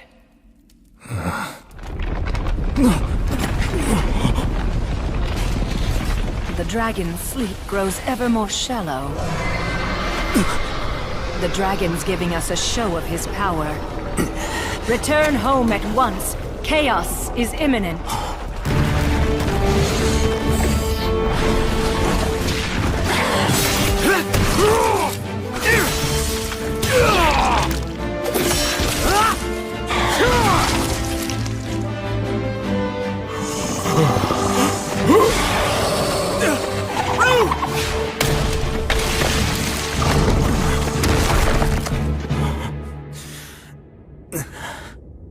This is the cry of the dragon. It also goes by the name, the Dragon Roar. The overwhelming might of a ruler, which strikes fear into every living thing.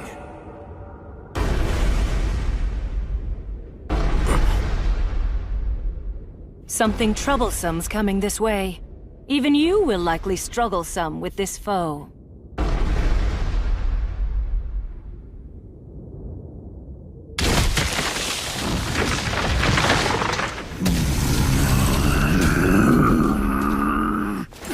It's a giant? That's a forest giant. They're normally a mild-mannered race. He's been hit by the dragon roar. He's not in his right mind. What now?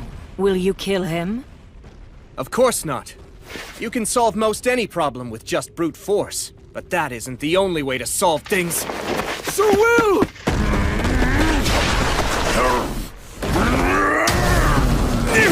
This is nothing!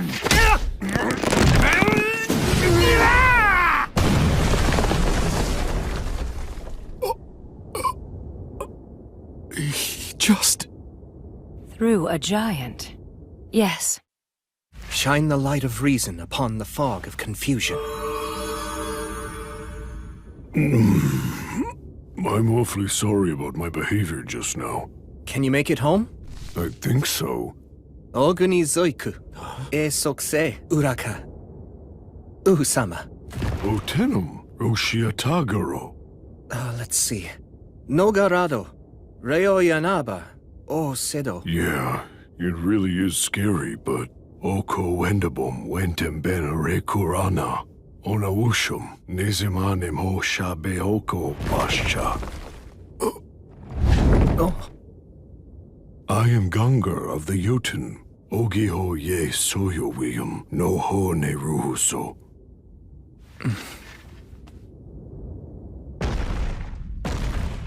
Wow, I've never even seen a giant before. Yeah, me neither. Yet you speak their tongue? My magic teacher had immense knowledge and an amazing memory. You saw it. Oh. That is the power of the ancient dragon that even the demons fear. If he awakens and tries to bring about another uprising, then you will have no choice but to defeat him. But you won't be enough. I should have people sacrifice themselves? Even as a foe. That doesn't seem like something that you'd say. 1,000 lives is worth it to save 10,000. As infuriating as it is, so long as you live, more people can be saved, so there's no choice. As bringer of the light, the faraway paladin should think long and hard on it. Farewell.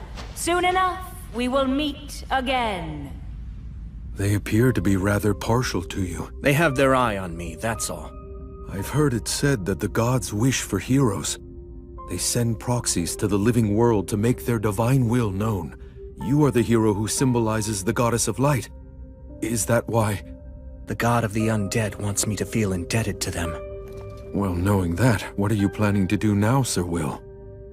Good question. I wonder what I should do. The effects of the dragon roar caused a great amount of damage throughout Beastwoods. In order to take in people who lost their homes, to treat the injured, and to subjugate the demons now running rampant, I sent adventurers out across the land. If the dragon were to awaken and happen to fly this way, it would most likely destroy not only Torchport, but White Sails as well. There's no doubt about it. The evil dragon is accompanied by high-ranking demons. I sincerely doubt that you can defeat them on your own. Of course. There's nothing shameful about running away. I'm sure you wrote that under the assumption that I'd be the one going.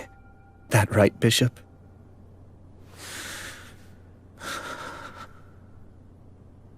Goddess, if you would only tell me that there's a way for me to win. Or if you told me to fight even if I couldn't win. If you ordered me to prove my righteousness, I'm sure that back when I couldn't move forward, when I was mired in frustration, when time was just passing me by as I sat idle, I was reborn, raised with love, respected and acknowledged, and regarded as the central figure among my peers. I'm coming in. wrestling with yourself again, huh? Yeah. So that's why you didn't notice. Take a look outside. We've got a bit of trouble. Huh? Tell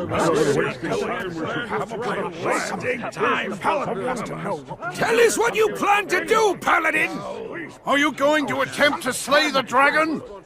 What's the point of this? Why are you asking that? We dwarfs bear the blame for not slaying the dragon! If you intend to try to slay it, then allow us to come along with you! That's enough! Please, just stop it! The dragon's a dangerous foe! The paladin's trying to come up with a plan! Listen, I don't know what orders he's given you, but don't butt in. Stop trying to buy him more time. He hasn't ordered me to do anything!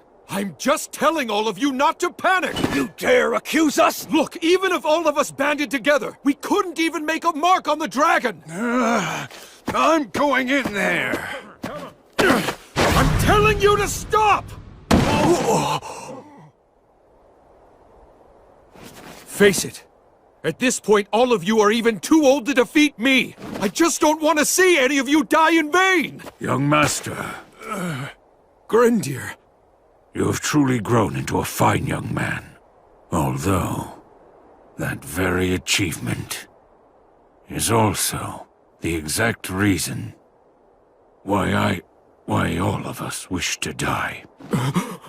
We had wanted to fight by our king's side, and were ready to die with him.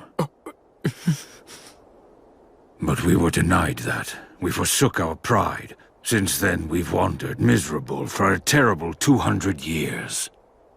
It seemed that we had done more than enough suffering. That is what we believed, and yet now, after all that time, we've learned that that loathsome dragon still lives! What's wrong with our wish? Why shouldn't we long to continue that fight and die as we should? Just let me through! I'll ask the paladin what he intends! No, you won't! You hear me, Grendir?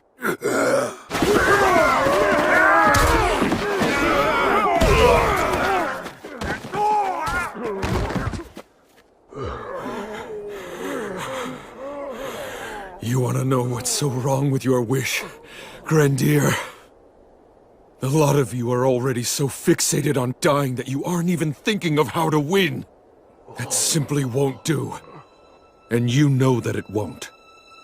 The proud warriors of the mountain should be willing to lay down their lives, but only for victory. All of you were the very ones who taught me that! Young master, young master, young master. I promise you, very soon the paladin will reach his decision. When he does, I will stay by his side. I will work to win back the honor of the dwarves. I swear on the name of Arvanger, the last king of the Iron Country, as his grandson, I, Vindolfur, swear, I'll take back the mountains that belong to my ancestors! He's pretty valiant, wouldn't you say? Yeah. He can't afford to lose. No, he can't. You usually don't weigh the pros and cons, or even consider whether or not you can actually win before you go into a battle. So don't you start doing it now.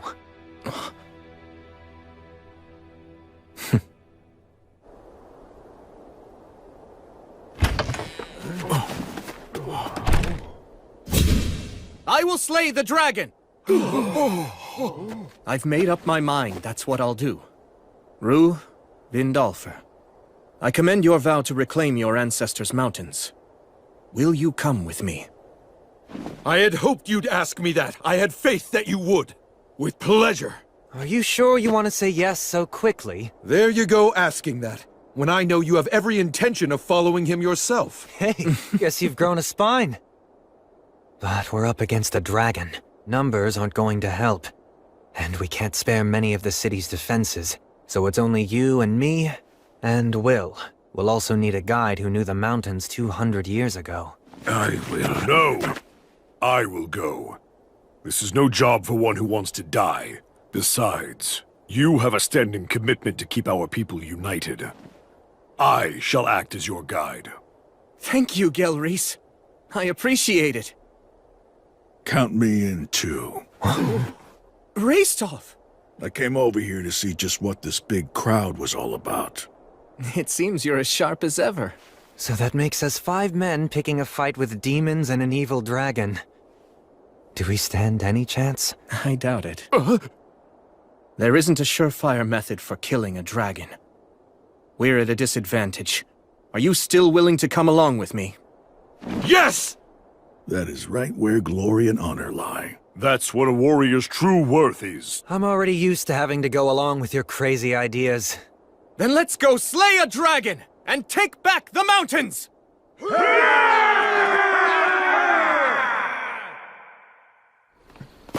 So you're going? Yeah. Then please, try to stay safe.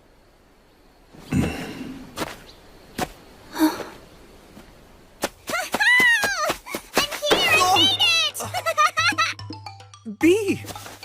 You're going to slay a dragon, right? Yeah. Well, then I get to write a song about it just like I promised I would, right? Yes, of course! Woohoo! I get to write a new dragon-slaying saga! It's a troubadour's dream! First, I'll spread a prequel song around. That'll help, right, Will? Yes, absolutely. Thank you. But don't give me a sad ending, you hear? I'll try my best not to, believe me. Yeah, make sure you do. Nobody likes tragic twists anymore.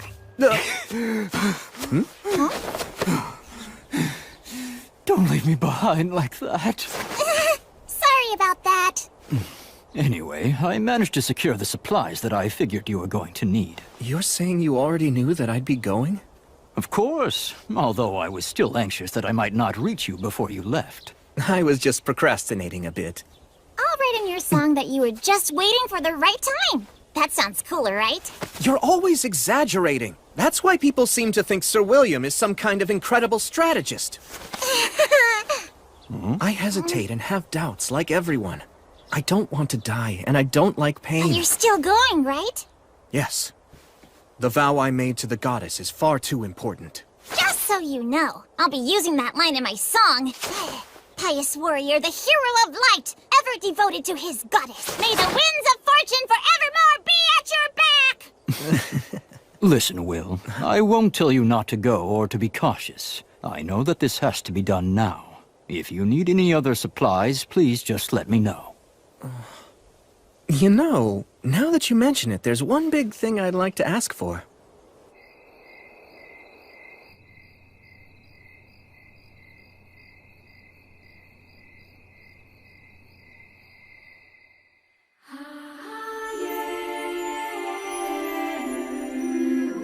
So, you're going?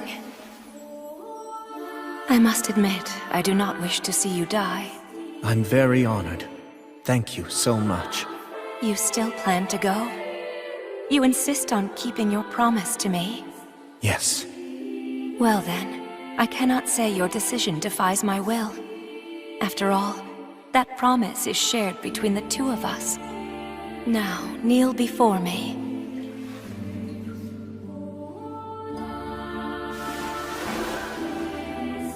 William, I command you. Do not be afraid. I am right there beside you at all times. Always remember that I am your goddess, and as such I will strengthen you, render aid unto you, and protect you. Go, as my knight, go slay the dragon, and fulfill your promise.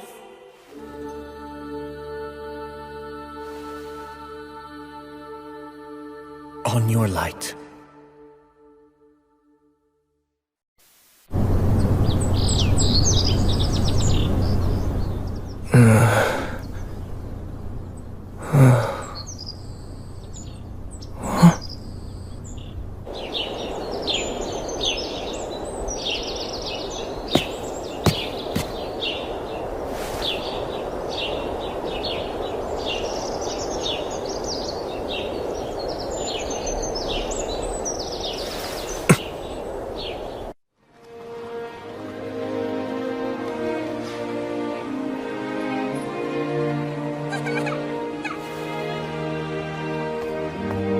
Will, it's all set. I've made all the arrangements you asked for.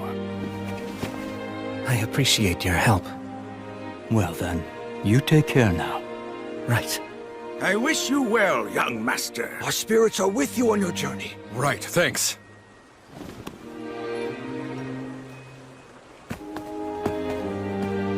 Come back soon. I'll be waiting here. Come on, can't you even be a little sociable at a time like this? Well, you know, just think of the stories I'll bring back. All right, here we go! Yeah! Time for the heroes to depart!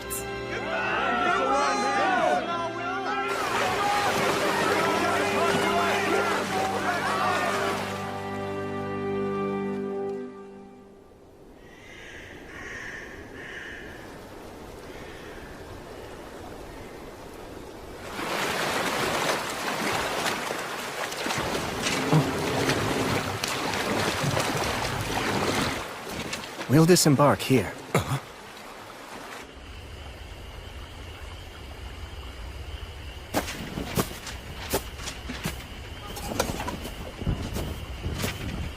Okay, we can take it from here on out. Right. Please carry out the plan as we discussed. You bet. We'll be counting on your continued favor after this, too. Of course. You stay safe out there. Yeah.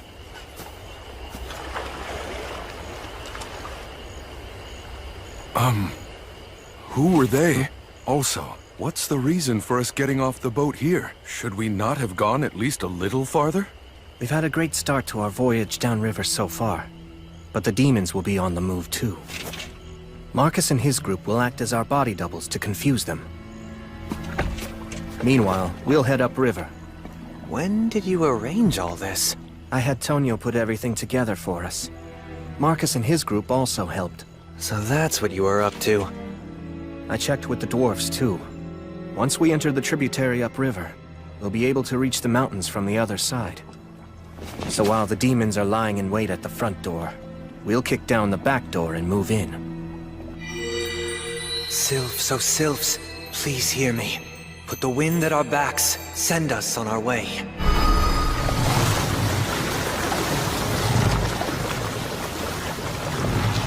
I put conceal and silence on us to make sure that we won't be easy to find.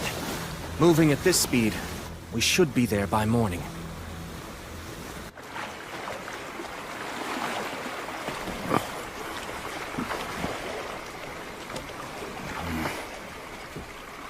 Hey, just relax. I mean, he always does this kind of stuff as if it's totally normal. Oh, no, it's just that if you go south of Torchport, there's a lakeside town that the High King took over, and it can be very dangerous there. I've heard that even veteran adventurers are helpless amid the swirling mists of magic. The suggestion that we casually break through that is incredible. It's remarkably courageous. Actually, that's where I grew up. Huh? The three heroes still lived there? And they were among the ranks of the undead? Come on. The god of the undead stuff's real? Ugh, give me a break. I mean, I don't think we'll be attacked or anything. Some friend. Damn it, I can't believe that you never told me. I'm sorry. Oh, that's right. You did cry when you heard that song about the three heroes. I didn't cry.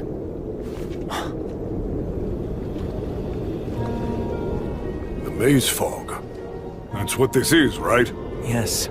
It's grandfather's magic. Like the maze alley magic? This is the higher version of what protects the Academy? I heard rumors, but never seen it. That makes it top-ranked magic, then! A human who'll only live a few decades can actually learn and use this? Really? Yes, really. And he'll even whip out the words of obliteration in battle. What? Hang on, I'll create a path through this for us. That's so like Gus.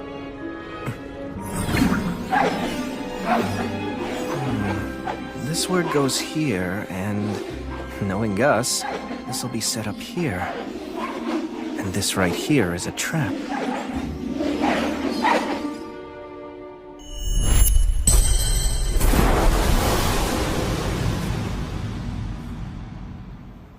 All right, let's go.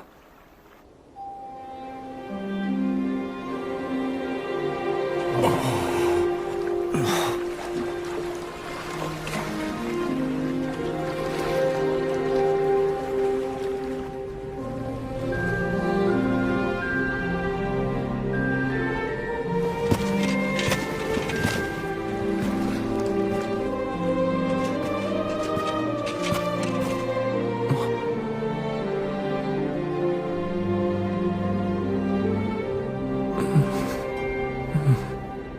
Hey!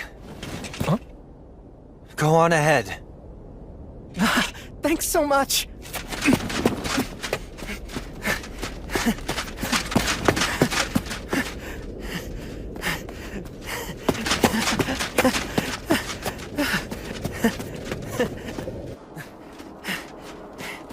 Blood! Mary!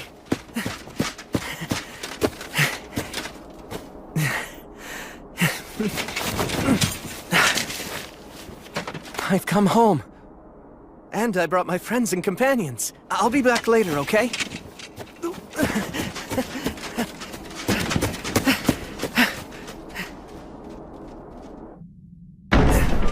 Gus, I'm home!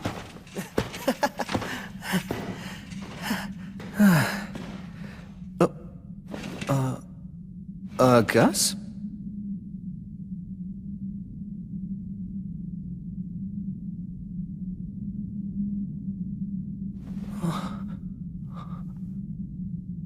No, no way. It couldn't be.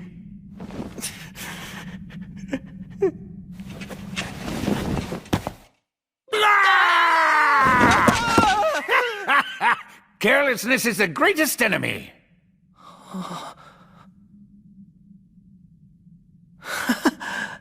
Will, did you make a ton of money? That's the first thing you thought of? How about something like, hey, you're still alive? I knew that the boy Blood Mary and I raised together would never die so easily. I wasn't worried about that. All right, fine then. Yes, I'm getting good, meaningful use out of my money. I'm the lord of the entire downstream region now. A lord, you say? Oh, I see. What? You were probably taken in by some nobleman's widow. Oh, you poor thing. Why would you assume that? I earned that role using my own strength. I'm a famous paladin now, in fact. I'm impressed you got so far in so little time at such a young age with no connections. And? What of your love life? Oh, well, Wussing out, are you? Oh, how sad. And I so wanted to meet my great-grandchild before I moved on in the cycle. Why'd my grandson have to be a wuss who can't get a single woman? Hey, I'm not a wuss! Aren't there any opportunities when you're out adventuring? Like you save a bandit and find out she's a strong-willed girl in disguise? Or you help a peddler girl who's running from some guards? What's that look for? Done both. But they were all guys.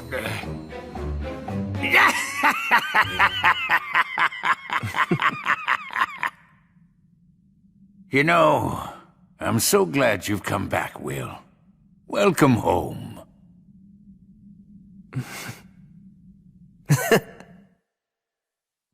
What, the dragon? You intend to fight Calamity's sickle? It's the only way. Are you at least going to try to finagle him? Finagle him? The gods hired Valakirka to work for them, didn't they? Which means there's a chance she'll simply be able to resolve everything with money in the exchange of goods. Yeah, I recall someone else talking like that before. My, what a coincidence, Sir Menno. I remember that too. I'm only saying that there's no need to limit yourself to just one possible solution. You always have to be flexible with your ideas. Don't let your focus get too narrow. Okay.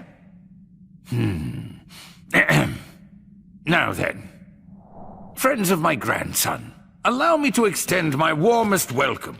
So please, I hope that you'll make yourselves at home while you're staying here. I never thought I would see you again. Indeed? And where exactly have we met before? 200 years ago, I was the soldier that the three of you saved after I fled from the mountains.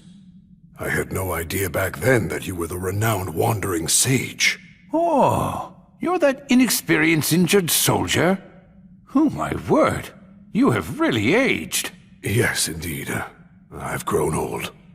Thanks to your help, I survived. I came to serve a new ruler. Now I'm able to walk the same path as your grandson, Sir William. How serendipitous.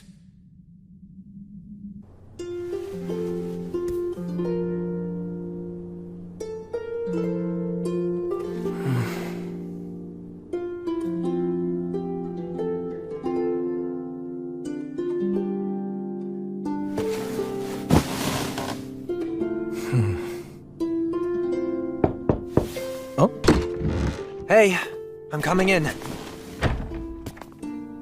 Was this your room? Yeah. You know, that Gus guy is really something else. I thought for sure you'd say he's more lowbrow than you expected. I mean, he is, but it's more like... When he showed me the way here, I felt like he could see everything about me. Yeah, amazing, huh? I'm proud to call him my grandpa. That's cool. Also, he asked me, "Oh, are you the bandit girl?" What did he mean by that?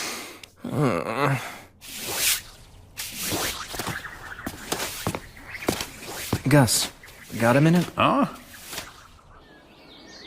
You want to know about Valakirka? Yeah. The evil dragon Valakirka. I've never seen him with my own two eyes either. I would have liked to have tried bargaining with him if I'd ever had the chance. If the demons hadn't been the ones to employ him as a mercenary, then all those heroic lives would never have been lost.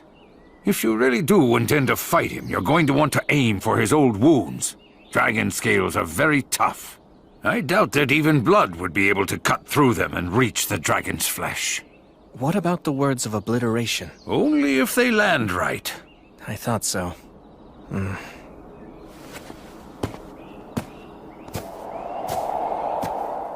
Do you know the reason why the true dragons of old could fly so rapidly, even though they were of such enormous size? Because words are able to race quickly through the air. Exactly. The dragons of old reside within myths. As such, they are far closer to the words than those of us who live today are. Which means if it comes down to a battle of magic, you'll lose. He has the advantage in magic, huh? His constitution, along with the physical strength and hardiness it provides him, are no joke. You're disadvantaged in close combat, too. To phrase it like blood might, he has got you beat in muscle. The typical strategy used to beat a dragon is an ambush. However, Valakirka is likely using the demons as an early warning system. I'm really starting to see why the god of the undead tried to stop me. Stagnate did, huh? Did a herald come to you? Yeah, in the form of a crow. Huh. Sounds like you've got an admirer. I hate to agree, but... Stagnate thinks the way all gods think. You can't keep up, and talk about being overly friendly for a god, and impertinent to boot. Although, I have to admit that I am still somewhat grateful. Stagnate gave me the chance to live as one of the undead and keep raising you, and allowed Blood and Mary to die happy as well.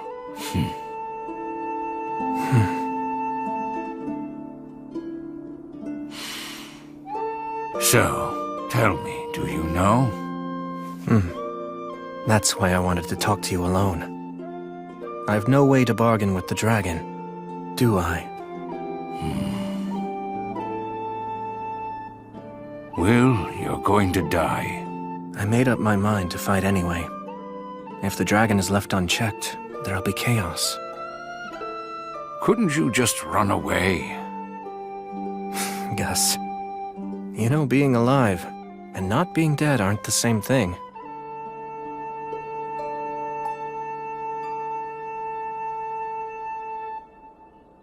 Well, I guess there's nothing more I can say. Oh, yeah. There's something I've been wanting to ask. I heard the story of how the three of you killed the wyvern. Oh? Well, there was a boy and a half-elf girl that you lent some money to, remember? Oh, that brings back memories. Of course I remember that.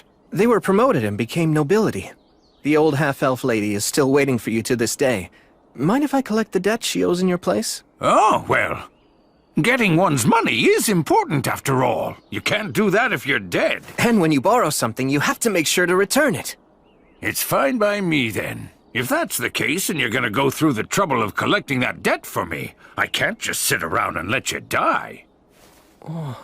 The equipment used by the compatriots who battled the High King is still kept here in the city. Why not refurbish it for your own use? For you and your companions?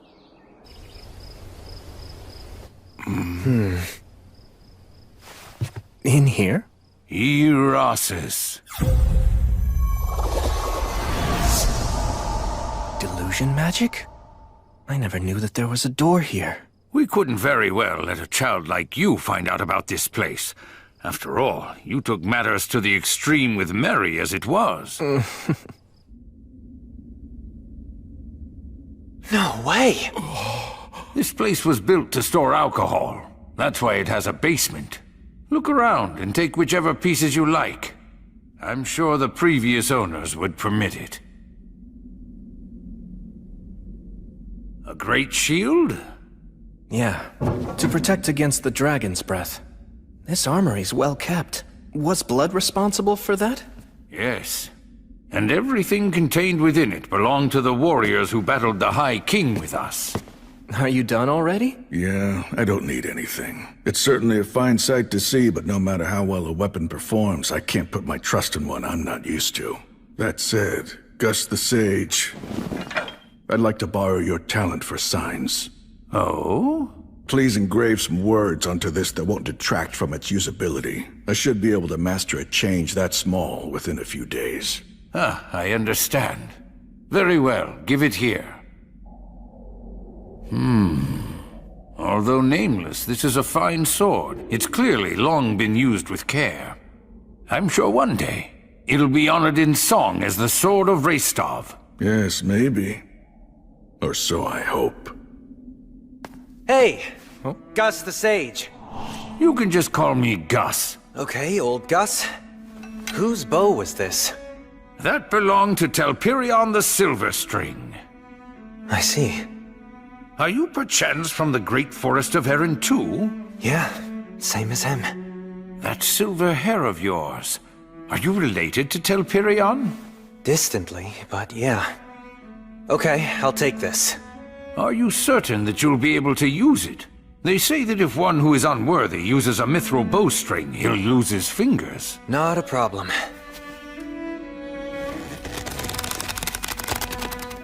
See?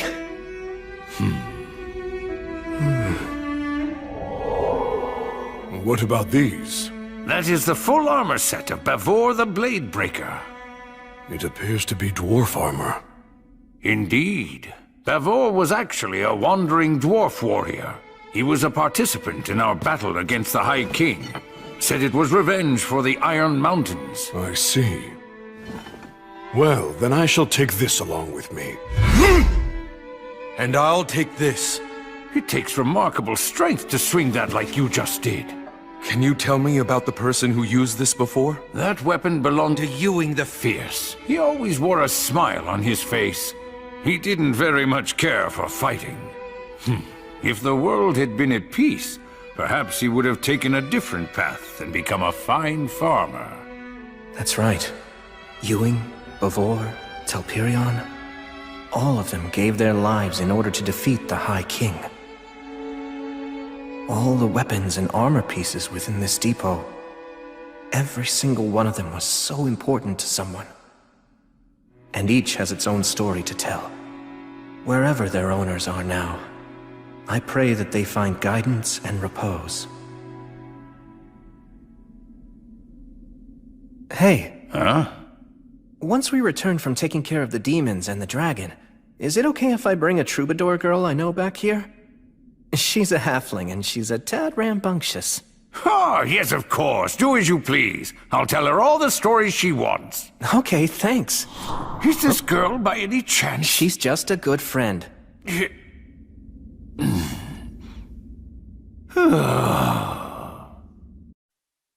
Al, take this.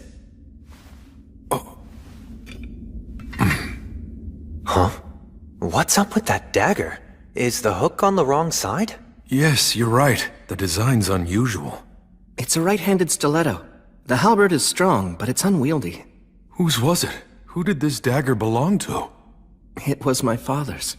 I can't take this!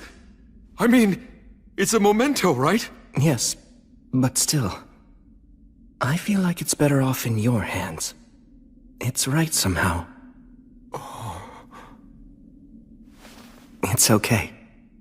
He gave me plenty. He gave me many valuable things. All right. Let's finish this before the others come back with the food. You could have just let me take care of all this myself. It'll go faster if we work together. Besides, you're royalty, aren't you? Well, only a name. Honestly, I've often wondered why I couldn't have been born to another family who ran something simple, like a workshop. Although if you'd been born to a family like that, you'd probably say to yourself, maybe I'm actually a prince descended from the royalty of some fallen nation, and it's my duty and destiny to rebuild my kingdom. I wish I could tell that version of myself that trying to rebuild a kingdom isn't as great as it sounds. Even so, you'll still do it, right? Yes, I will. In truth, all of my people long for their homeland. If putting my life on the line will inspire them, I'm happy to do it. I think that would be truly wonderful. But I feel like I've dragged you into my own problems. You haven't. I always knew that I'd have to fight too. If I abandoned this place now, I'd never be able to face my parents or Gus again. Besides, I want to do something I'm proud of. When I return to the Goddess of Light's side one day, I want to be able to tell her I lived my life the best I could, and show off a little, you know? So I won't run. I'll fight the dragon.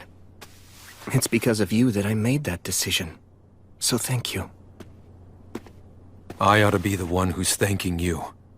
I swear on your father's dagger, no matter how this may end, I won't regret anything. I'm counting on you, and I trust in you.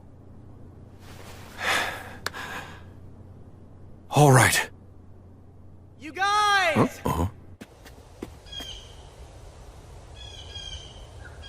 I brought food back.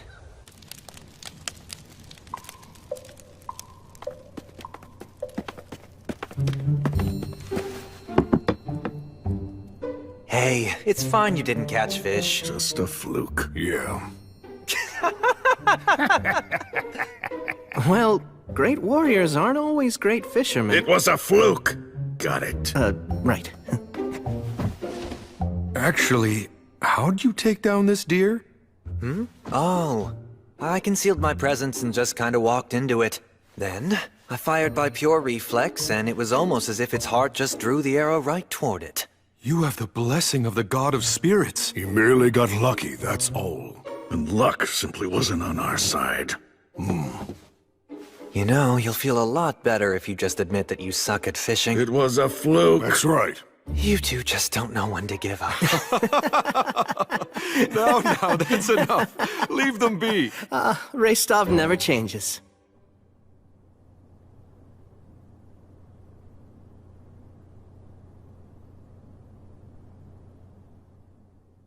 Will, are you afraid of me? No way. Of course not. Listen close. Humans have flesh that feels warm to the touch, and they breathe air in and out. You should get used to how humans look. I'm sure that one day you're going to make other friends, and they probably aren't going to look like the three of us do. It'll be fine, really. I'm not afraid of you at all, Mary. I won't be afraid of other people I meet either. I'm so glad. My mind's at ease now. Will, there very well may come a day when you'll feel regretful. Huh? Valor is the strength to destroy injustice, but at the same time, it is a curse. A curse? Because you know you're strong, there are times when you can't give up, even if it means your own death. I'm only teaching you to fight because it's something I want to do. I'll understand if you hate me for it. Hate you? There's no way! Blood, I can never hate you! That's so.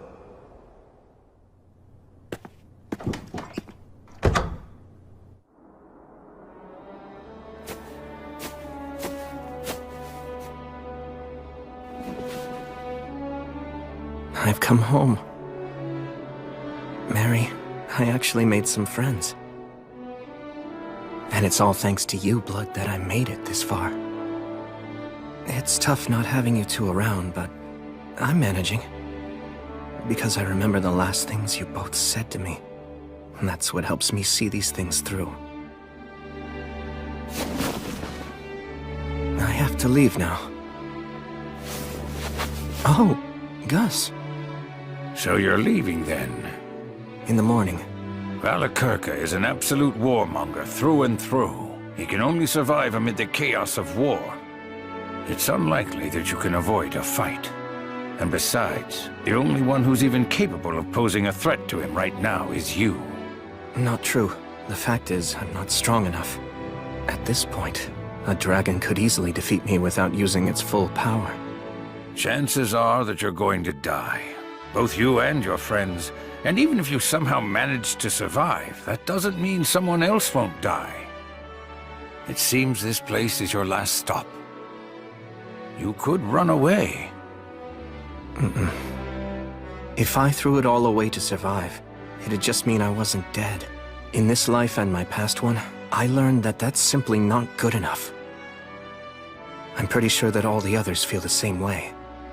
Al, Menel, Rastov, and Gelreese, they've all come prepared. Maybe even more so than me. Besides, in spite of the odds, we don't intend to die. Honestly, it's mystifying. Just who do you take after? Good question. Then you should attack the dragon as soon as possible, before his body has had a chance to fully heal. The wound to the eye that King Arvanger gave him. You have no idea of just how deeply I wish that I could go along with you and help you out. But yet, when it matters the most, I'm of no use to you at all. Honestly, just hearing you say that is enough. It's okay. You can stay here. Please watch over Blood and Mary. I'll be waiting.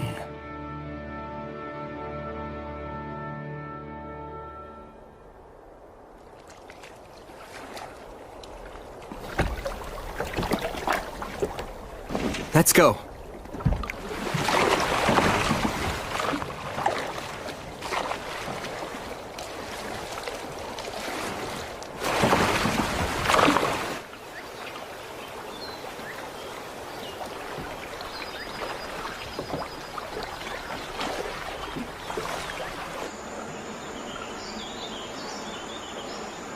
We need to take this tributary, don't we? So the map says. Any changes in the terrain and we turn back. All right. Sylphs, oh sylphs, please hear me. Put the wind at our backs and send us on our way.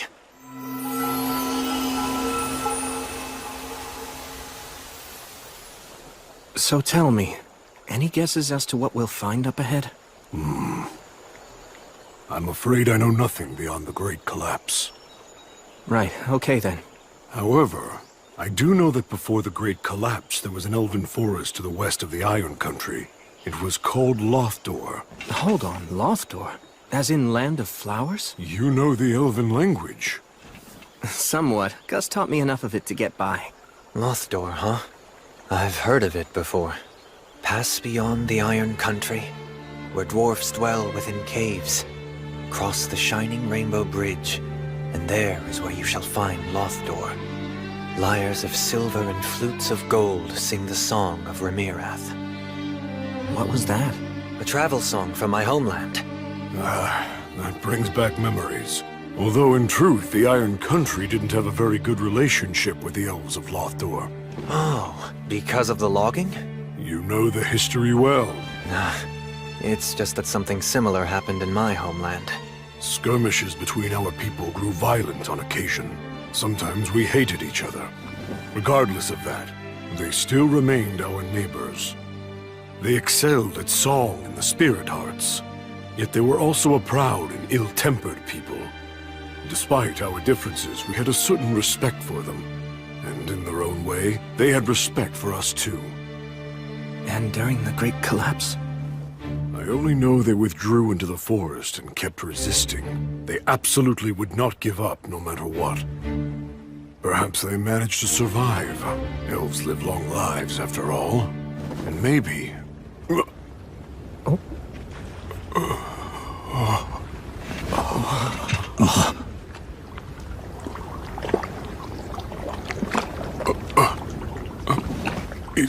Is there no one here at all?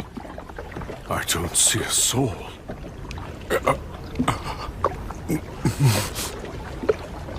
How regrettable. Looks like in 200 years, the flow of the river has changed. You know, this landscape looks rather familiar. Words of taboo. Yeah. If the elves really did sequester themselves in the forest, then there wouldn't be anything that anyone could do to discover them. So demons cursed the forest with rot. We must destroy them. You said it. We can't let them live. But first... Yeah.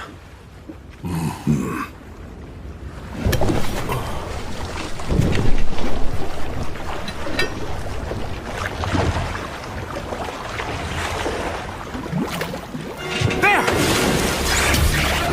It's a serpent! Stop blocking! More are coming!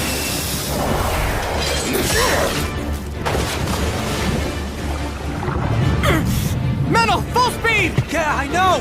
Sylphs, oh Sylphs, please hear me! Put the wind at our backs and send us on our way! Damn it! The response is too slow! Keep up the incantation! Raystov and Gelreese, take the port side! Al, you back up Metal! We're in a real pinch here. It's risky, but...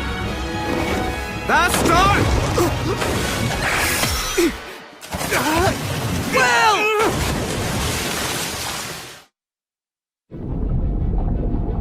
I can't see a thing. In which case...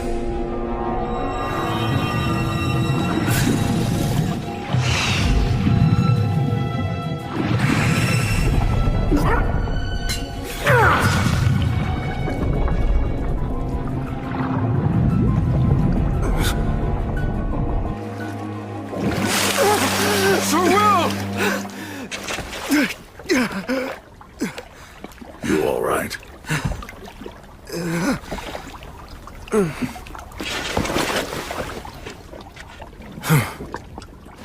Now, Bastare!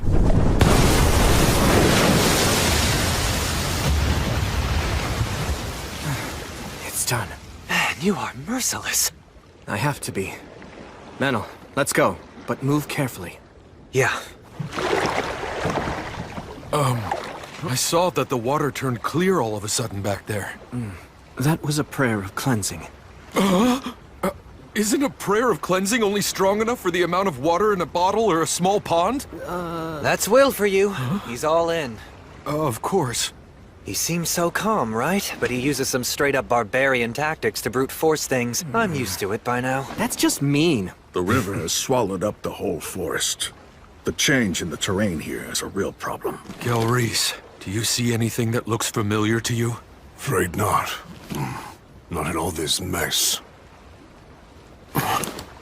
Oh, hey, what about that?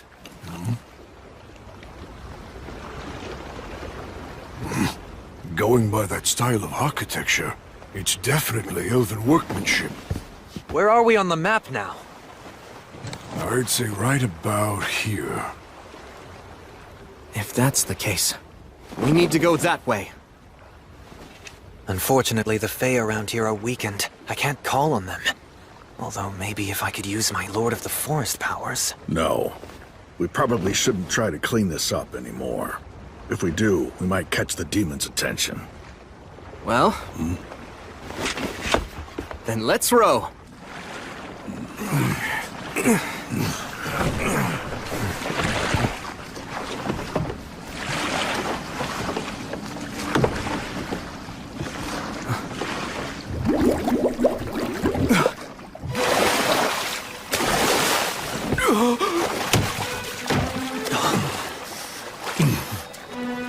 Enemies? They're simply in great pain, that's all.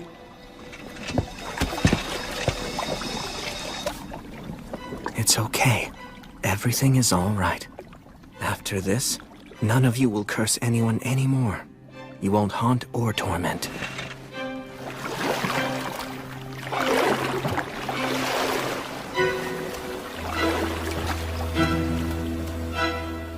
I'll take care of things from here on. All of you can rest now. Hear me, Gracefield, goddess of light. Grant them peace and guidance.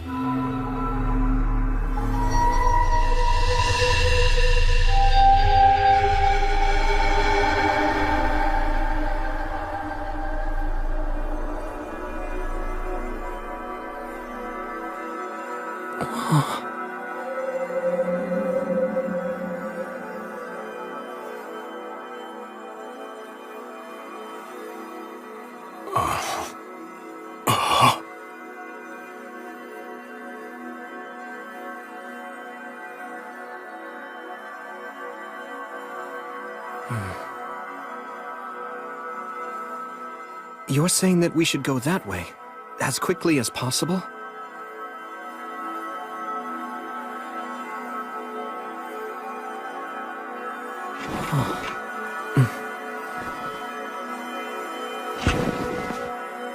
Then please, grant us the blessing of your light.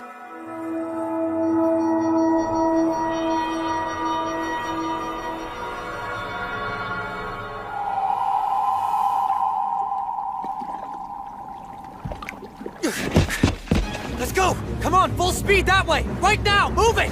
Huh? You can't ever trust an elf's sense of time. Sylphs, hear me. Put the wind at our backs, send us on our way! You know the saying, when an elf says, wait a second, he means see you in a year? Well, it's actually true. So when someone with such a lousy sense of time says, as quickly as possible, that means... Oh, damn it, I knew it! Maidens of water, give your blessing and race with us over the surface! Row! Hurry!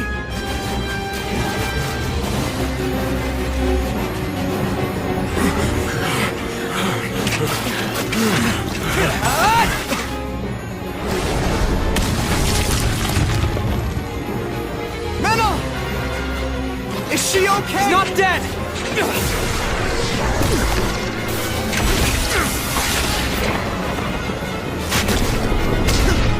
Damn it!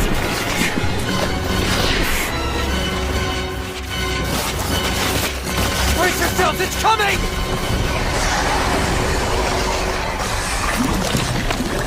Hydra. Sagita Flamium!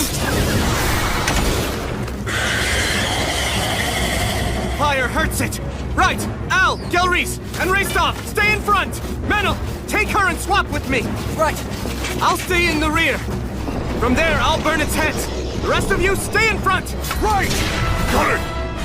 I'm ready to go!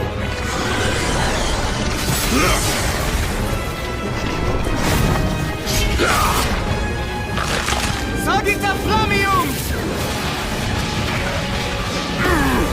Go now, young master!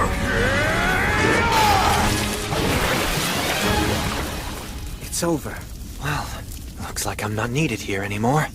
Fine, I don't want to waste my arrows.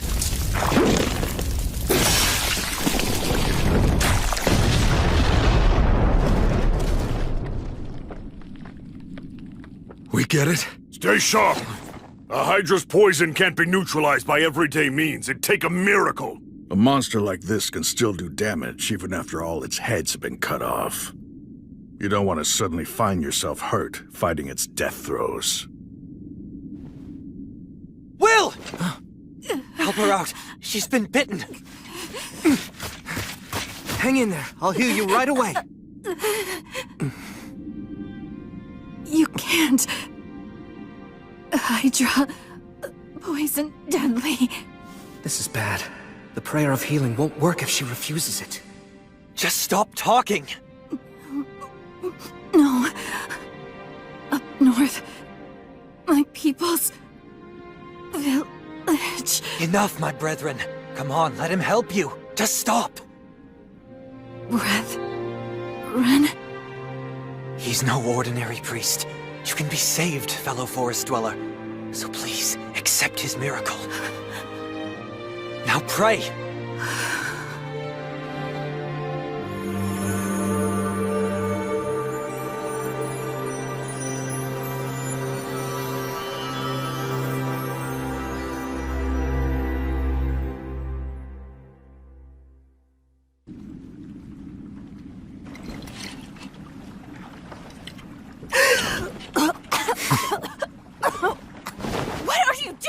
I was simply waking you up with an intense kiss. How's your head? Feel like puking? Any other symptoms we should know about, fellow forest dweller?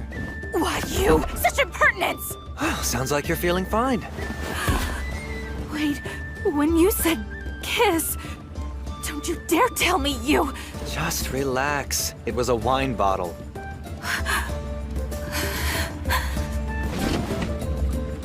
Erenra rumen komen tiarmo.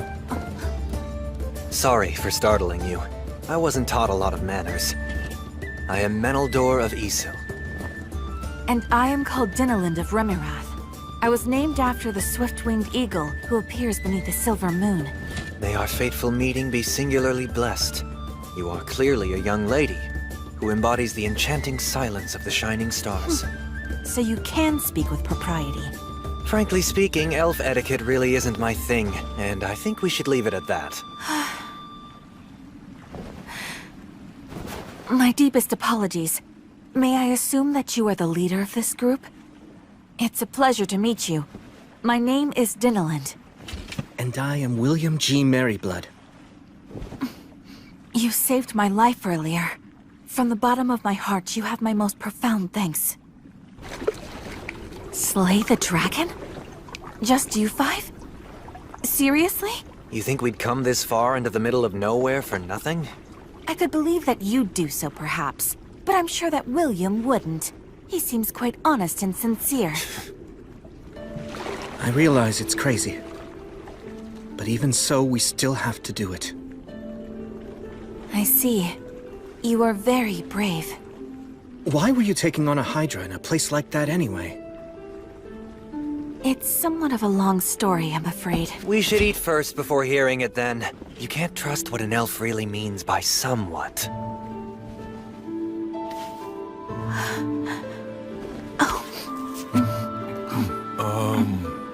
Is that okay?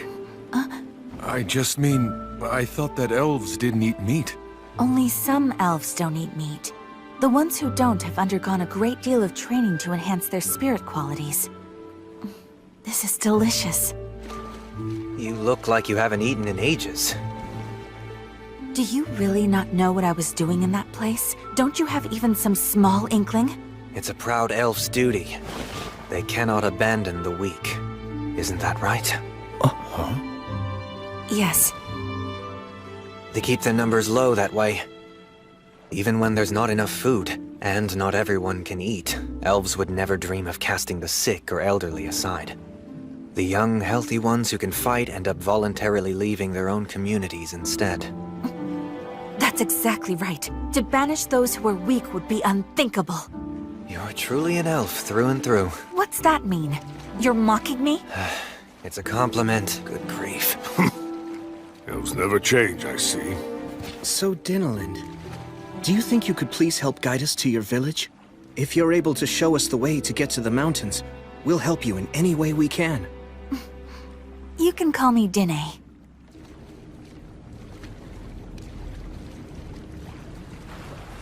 This all looks pretty bad. There's more than only the demon's words of taboo at work here. That's true. It's the evil dragon's miasma. The evil dragon? It defiles the forest, degrading it year after year, killing it bit by bit. And there are more and more strange beasts. All of this fog and mire, it blocks contact between our clans. The mountains, our only true landmark, are now the dragon and demon's den.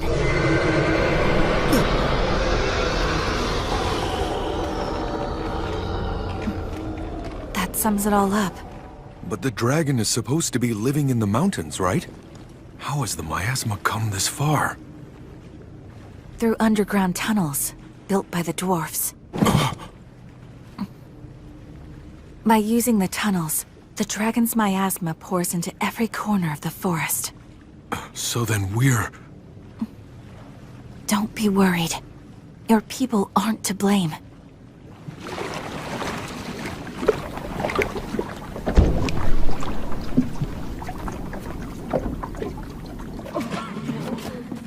The powers of the Fae have weakened throughout this entire region.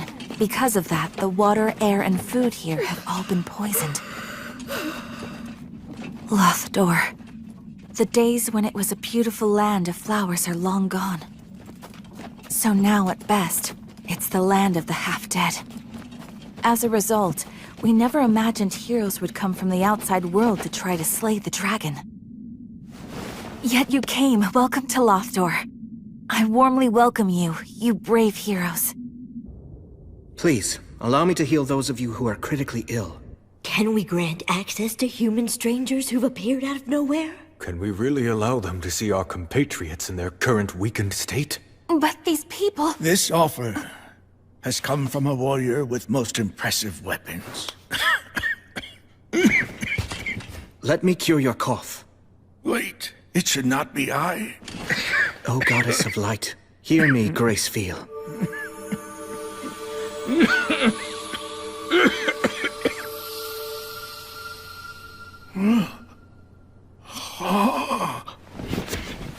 My cough. It's gone.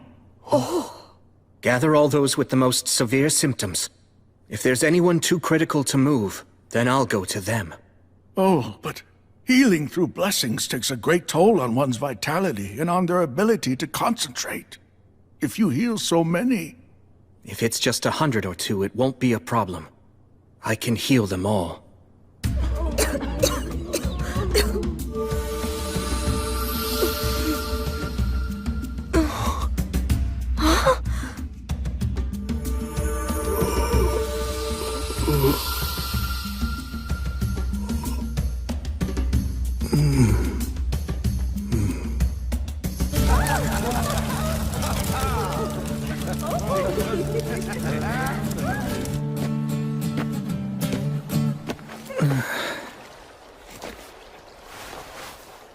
Goddess of Light?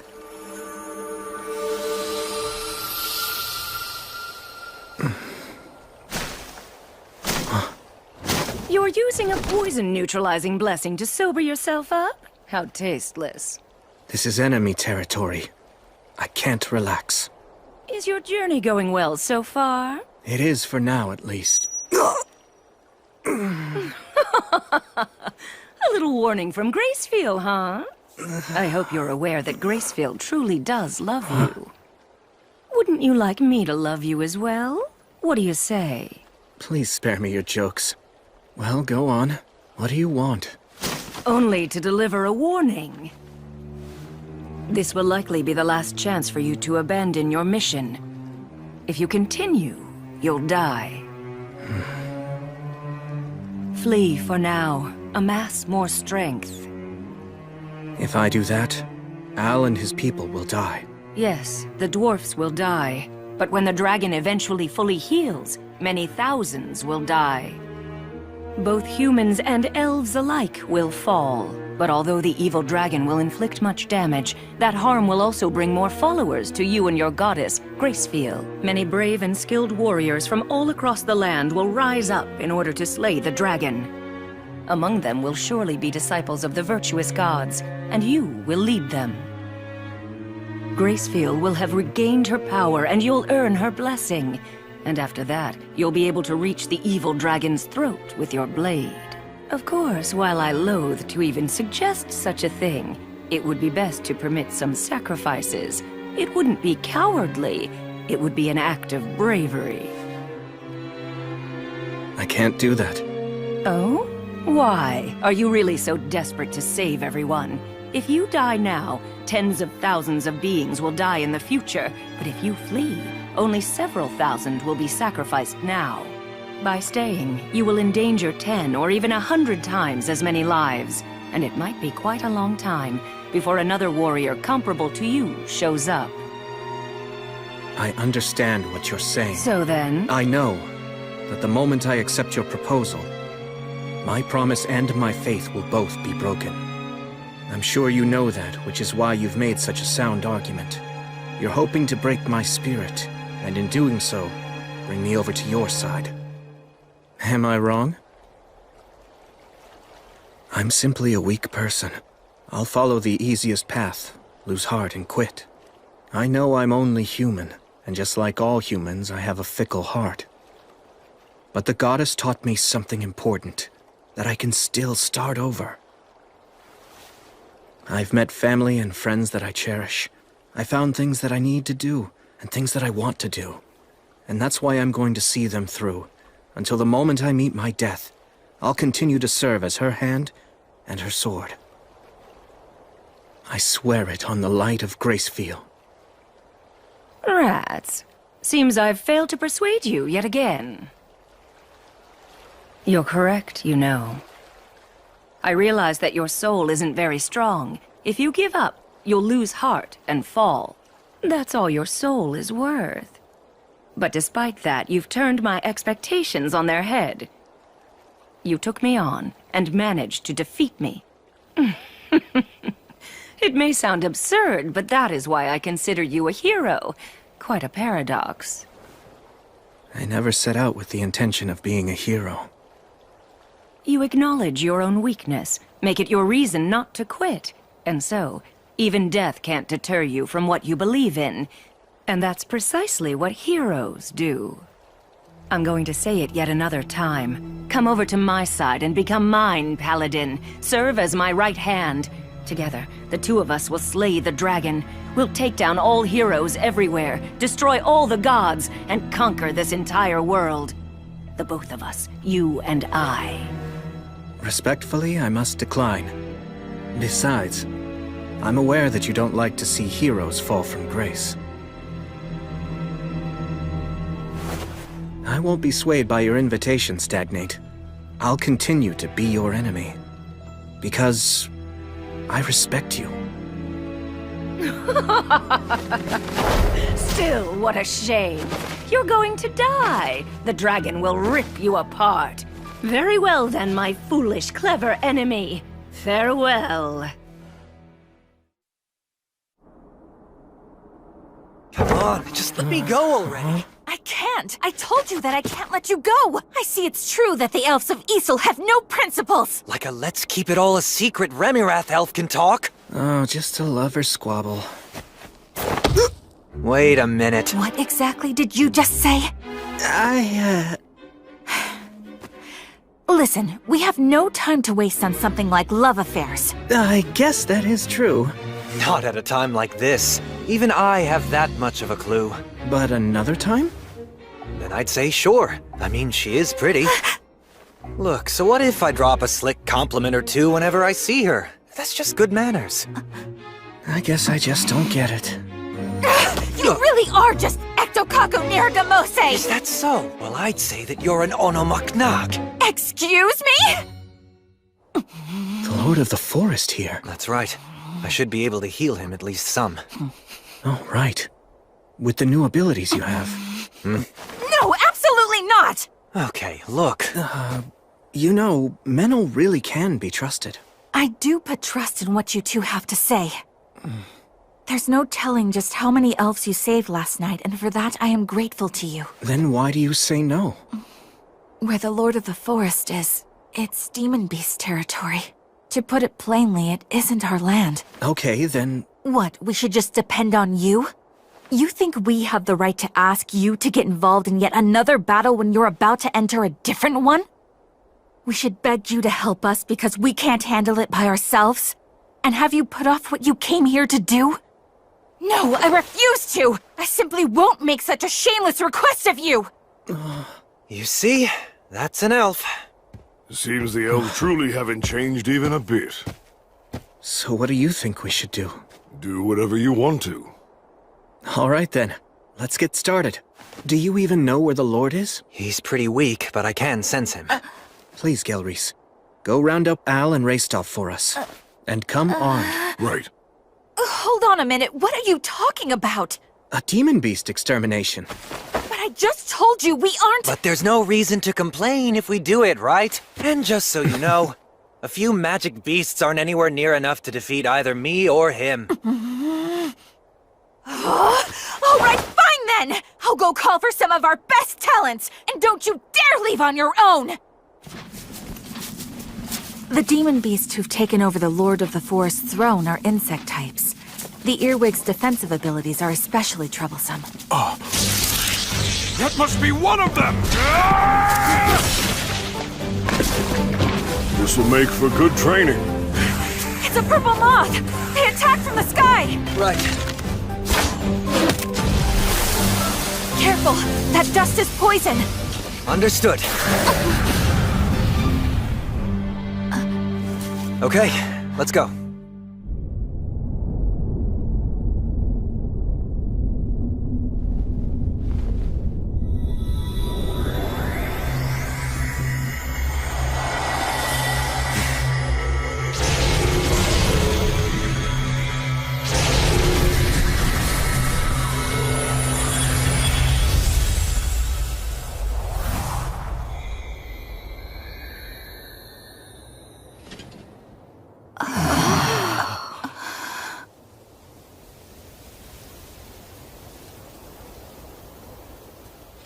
Nicely done there. Of course. William? Are you quite sure about this? Why do you ask? Well, it's just that if the dragon or the demons notice what you're doing... Yes, that would be bad. Well then... But still, if we ignore this and move on, then that would be worse. Al, Restov, Gez5, I'm sorry for getting you all involved in my problem. You don't need to worry about that. After all, the truth of the matter is, if it weren't for you, then we never would have been able to make it this far. The young master is absolutely right. Agreed. Nothing new there. I'm more worried about you. You're planning to charge straight in, right? Yes. What? Charge straight in? Could you please show me to the nearest underground tunnel entrance? One that leads to the Rust Mountains where the dragon is right now. If the enemy is going to find us, better sooner than later. I beg you, please. Very well then. I'll send someone back to inform the villagers. The rest of us will come along. We'll face the dragon with you. We can act as decoys or shields at least. I'm sorry. You're just too weak. We can't afford to take anyone who'll slow us down. After everything that you've done for us, you'll simply march to your death? Yes. How humiliating. Very well. We shall do as you say. But Dinalin, we must go! Yeah, all of this is just too... Would you add another layer to our shame by refusing to acknowledge our weakness? No matter how hard we may fight, right now we're simply too sick and frail. We are weaklings. This way. Follow me. You should have let me handle that. I couldn't. It needed to come from me. The West Gate. Never in my life did I dream that I'd ever come here again. This is it. This is the entrance to the Iron Country. So you're really going to continue on then? Yes. Pulsate et aperiatur vobis. Al, knock on the door. That is the signal. Sir Will. Are you sure I should be the one? You're the only one who has the right to open this door. You're the natural choice. Right.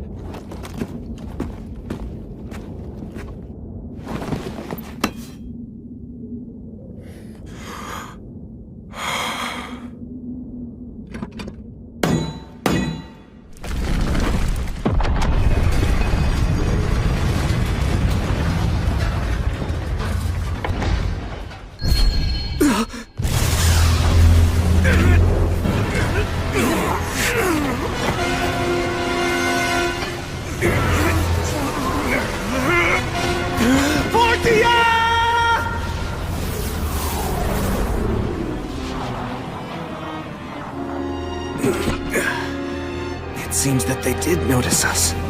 Calamity's sickle. The evil dragon, Valakirka. Damn it.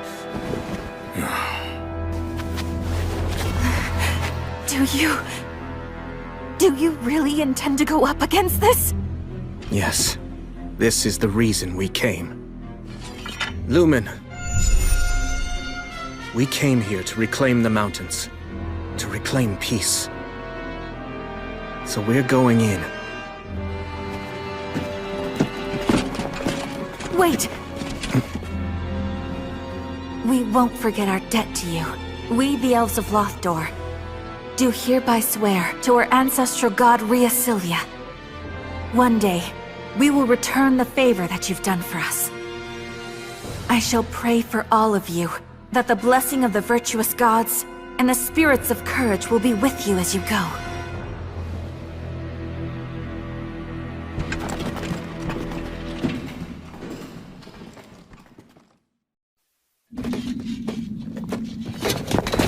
Wait!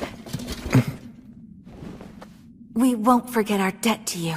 We, the Elves of Lothdor, do hereby swear to our ancestral god Rheasilia. One day, we will return the favor that you've done for us.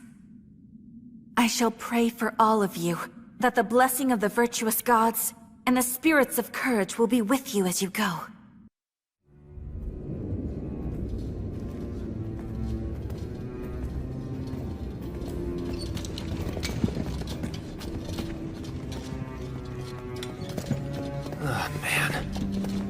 not stay here too long. We made the right choice not to use fire. The air down here is stagnant. Sir William cast a spell of poison resistance on all of us, but it feels foul here nonetheless. And the visibility is poor as well. It's terrifying to think we could run into enemies or traps. We shouldn't underestimate demons.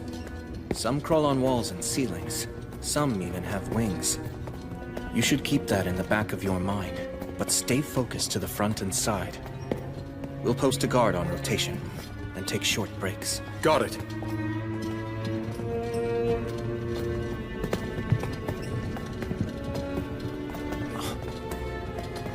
Hold it! A trap. I'll disarm it. Do you know where we are in these tunnels now? We should be close to approaching a hall of stone. The tunnels diverge drastically from that point. We're all good now. Come on. Okay. I'm surprised. Yeah. We haven't been attacked by demons, not even once. So, that means that we were wrong about the dragon and the demons? They aren't working together? We can't say that for certain yet. Maybe they're all assembled in the Hall of Stone up ahead. And they're just waiting there to ambush us. But if it turns out there's no ambush, it could mean that Al is right. Wait!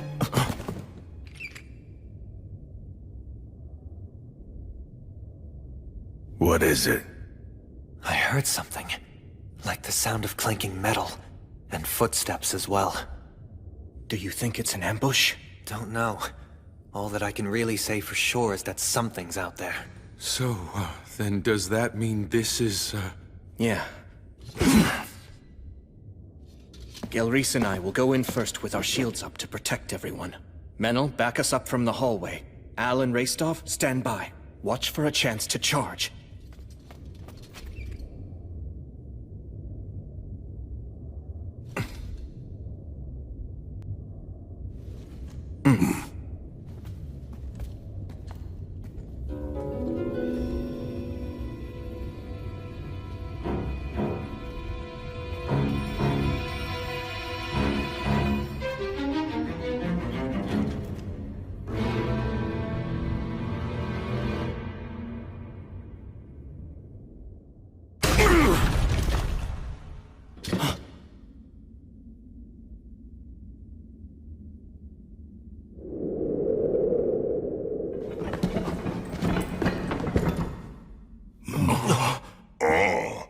A couple dwarves.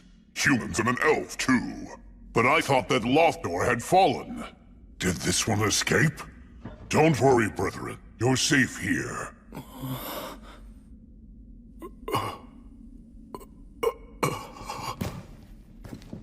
So, how goes the battle? You must have had quite a rough time.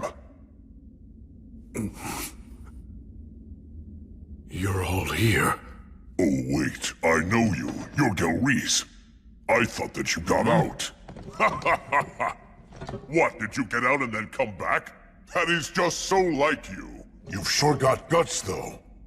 You'll add the strength of 100 to our ranks. Fight alongside us.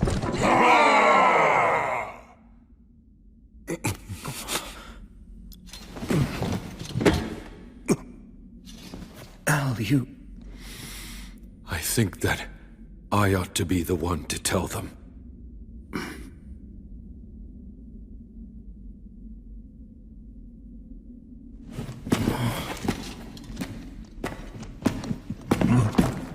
Is this King Arvinger? No, he's not the king. The king should still be in the throne room. My name is Vindolfer. I carry in me the blood of Arvinger, the last king of the Iron Country. The last? He's not the last. We're still here. The Iron Country has not yet fallen. This is a fine estacade.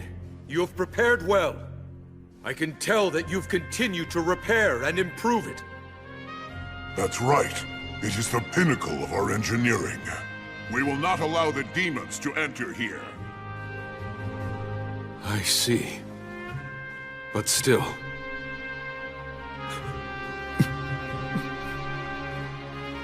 Despite all of this, the Iron Country has fallen. All of the warriors have died, and the great King Arvengar is dead. Lothdor tragically withered away, and the Iron Country is now the Rust Mountains. Demons and a dragon lurk here. Know that simply cannot be. The Iron Country. It cannot fall. You know it's true! Do not avert your eyes from the truth, brave dwarf warriors! It was my grandfather, Arvengar, who struck back at the evil dragon and took one of his eyes! A heroic act celebrated by the gods themselves! And now, I, Vindolfer, have committed to carrying on his heroism! I'm here with the heroes of the present day! It's true that the Iron Country has fallen, but I pray that all who were lost may now sit at the side of our ancestral god Blaze, as well as that of Gracefield, goddess of light. So I hereby take an oath, on the names of all the virtuous gods and our ancestral spirits, that no matter what, I will restore the Iron Country's glory. The kiln fires yet burn, and their flames will spread, burning away all the rust. Soon the Rust Mountains will be the Iron Mountains once again!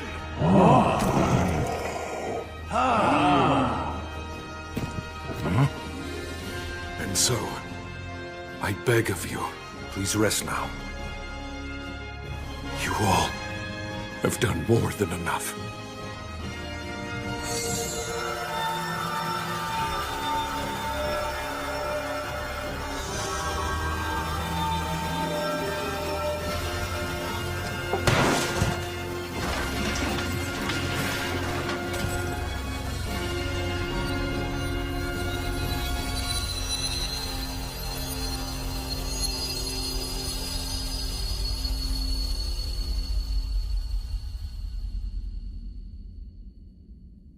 Good job.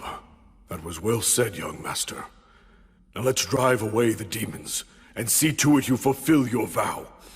I'll make sure that I protect you even if it costs me my ancient life. I wouldn't exchange your life for anything. There's still so much that I need to learn from you. Such as about these mountains. And about how to fight. Who in their right mind makes pain-in-the-ass promises to rebuild an entire nation?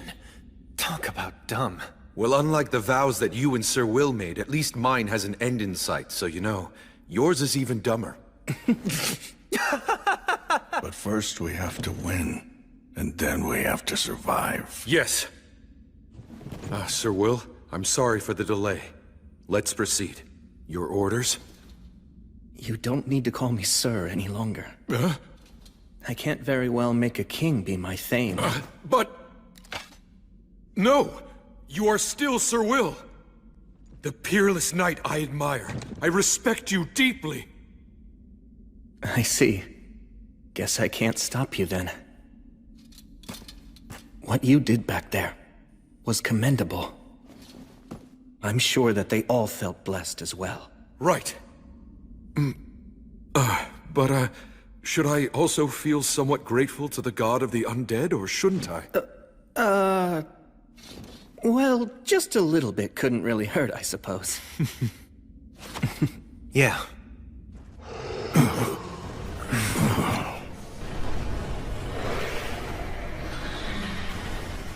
I know this had to be done, but it looks like we've lost too much time. Right, let's go. We must take back the Iron Country, the nation of the dwarves. I swear we shall, on the light of Gracefield!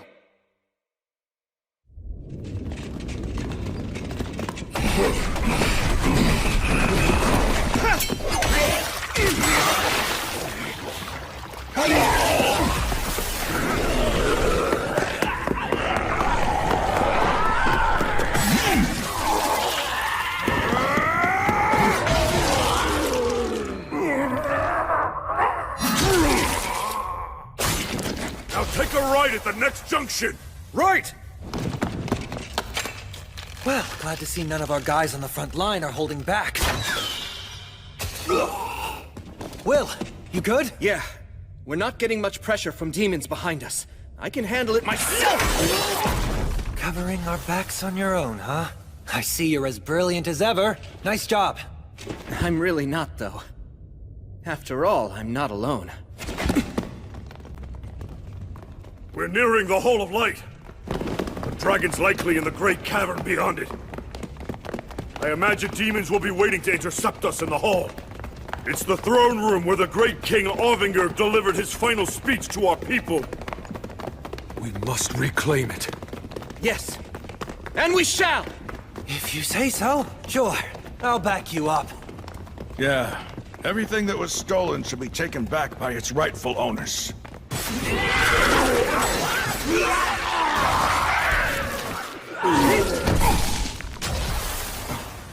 Is that...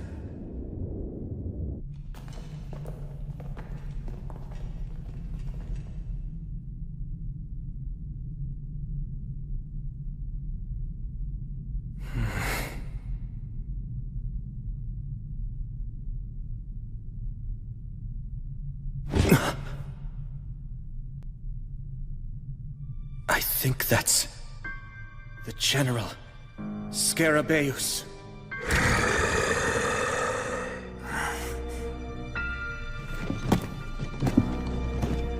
Sir Will, please let me handle him. Al. No, wait. Vindolfer. I wish you good luck. You have my thanks. Hey, wait! It's fine, Menel. Let him do this. Hang on a minute. That's a general. It's way out of his league. Still, this is Al's battle now. It's a king's battle to reclaim his throne.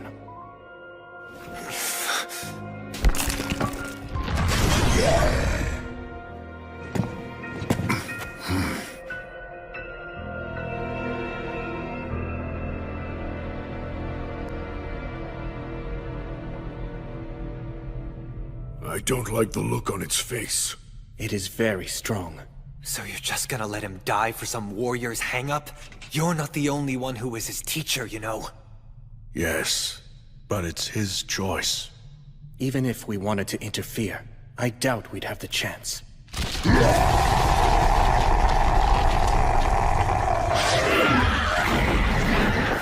see what you mean.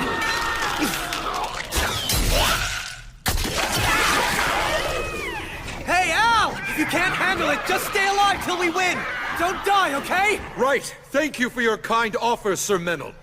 But still, I'll win. I will defeat him. I swear on her light and on his flames that this denizen of the mountains will defeat you! Alaka Kazdo! Kazdo Emira!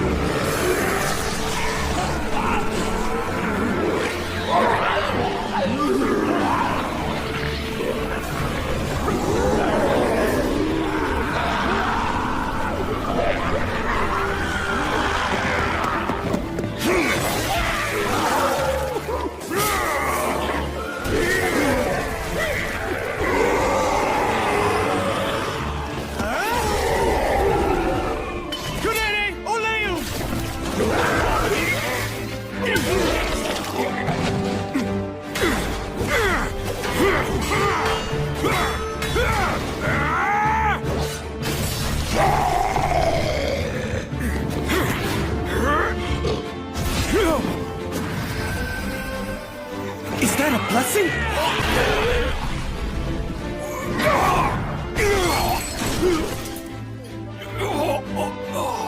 I want to use words that erase magic, but... Damn it!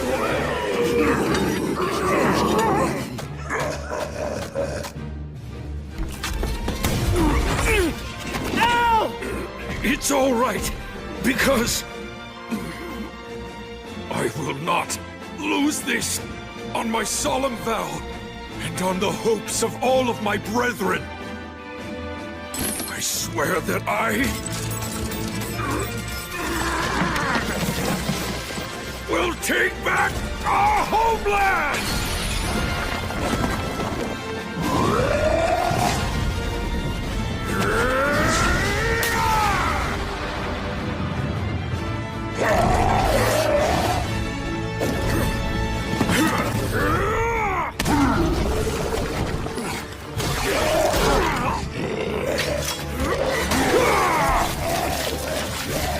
Now I'm going to take back everything you stole from us!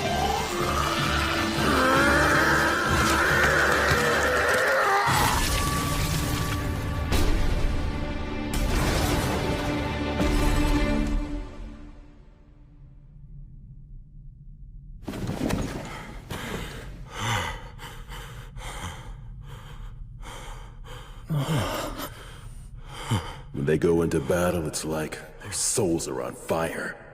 They have no fear of death. I've won! The enemy general...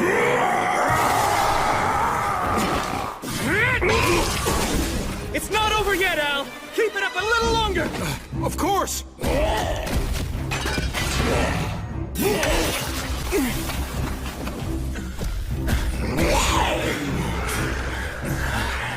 We're nearing our limit.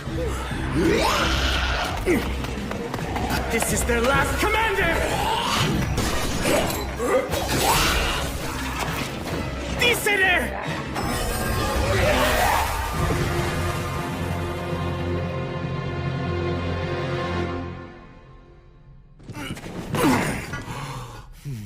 Now, Gilreese, you go stand guard first. Right. Let's heal you.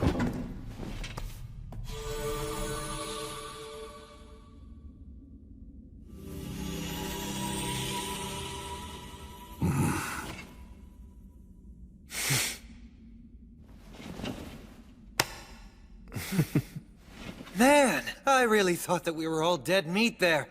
The 5 of us charging into the demon's base was definitely a reckless move. Oh, that was well done. You did great, my man. Oh, no. I didn't really...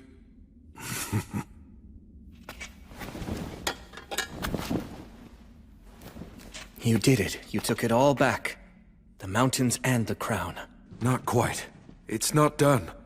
I still haven't managed to take everything back yet, after all. Yeah, guess you're right. Although, as soon as I manage to finish things here, I would like you to be the one to put that crown on my head. Huh?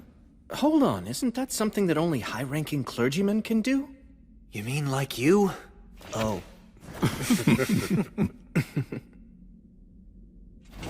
Let's go. Wait. Look at that. Scarabaeus' body is gone. But his head is still right there. Demons are supposed to turn to dust when they die. But even after he was beheaded... Let's track him down!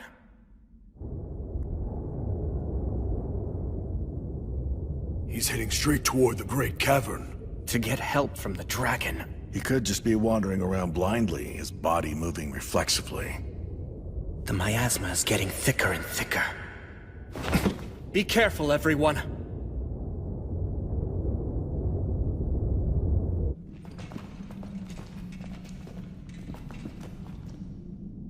This is the Great Cavern. Look around, find him.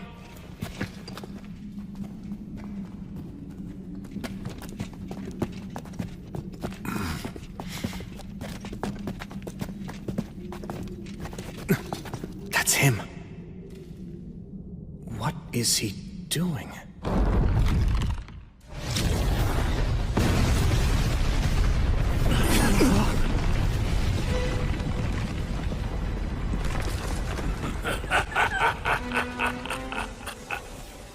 What a pathetic little weakling.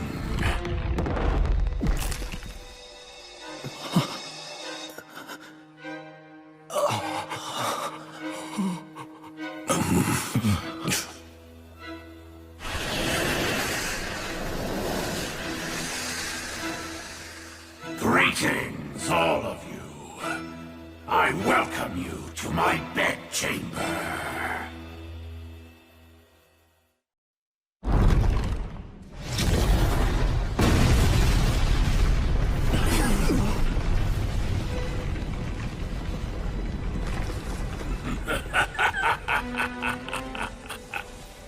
What a pathetic little weakling.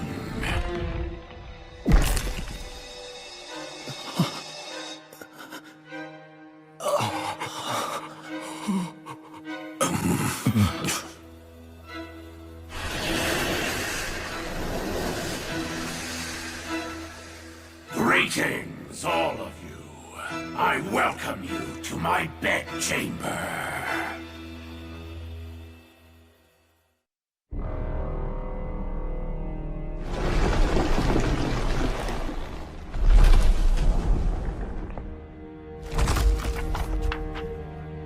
You there, weak one.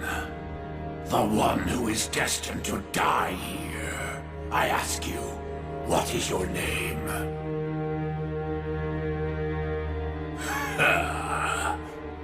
What's the matter? Won't you give your name? Can't you even speak? This is an overwhelming predator.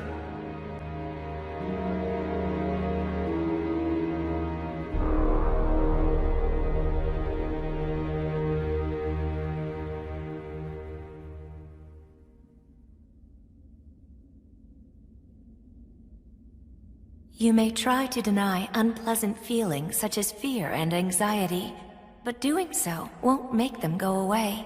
If you wish to be confident, pride is not what you need, just as false bravado is not what you need to be courageous. The actual truth is that everything begins with acceptance.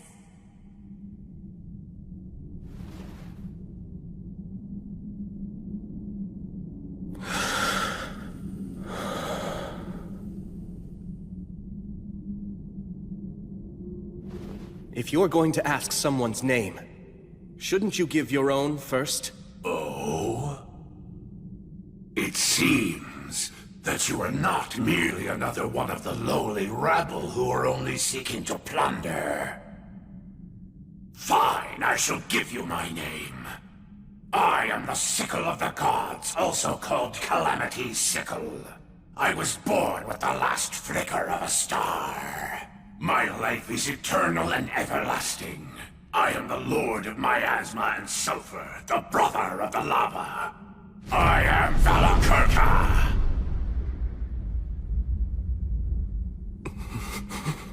Now, answer my question. Who are you, small one? My grandfather was the Wandering Sage. The name my father bore was War Ogre of the Star of Leo. My mother's the beloved daughter of Mater. I'm known as the Light of the Hinterlands, the faraway paladin. Disciple of Gracefield, the goddess of flux. I am William G. Merryblood. It is an honor to meet you, Dragon of the Age of Gods.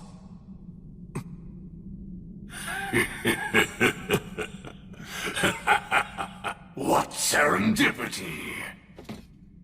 Such nostalgic names. Nostalgic? Had they been the ones who called upon me and established an agreement before the demons did, then perhaps we might have fought alongside each other instead of being adversaries. I sense a trace of the god of the undead scent on you, yet you proclaim yourself a disciple of the goddess of light. Yes, I see. Well, that explains the age disparity. Now then, I believe that concludes our introductions and inquiries. Yes.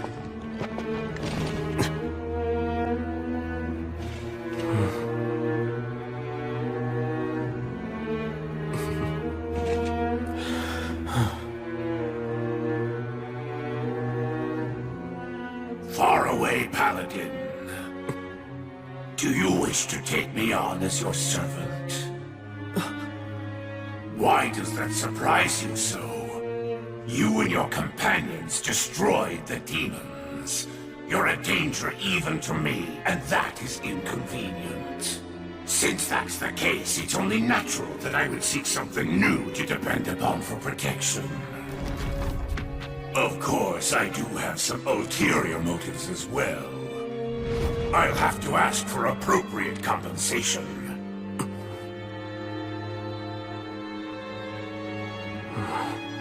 Have no fear. I have no wish to do battle against a brave warrior such as yourself. Yet, in a few decades, you'll kill me and destroy everything.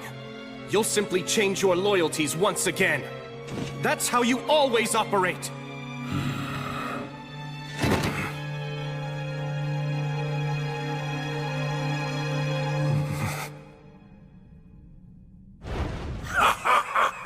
Splendid, splendid. You're completely correct.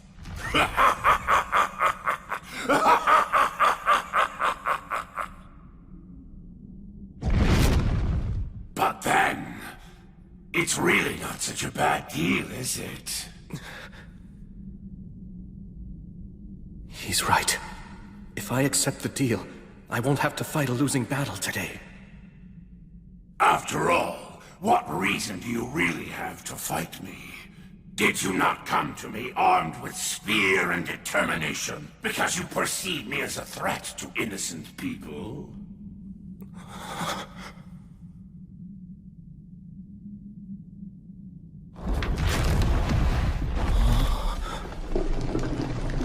Look at me.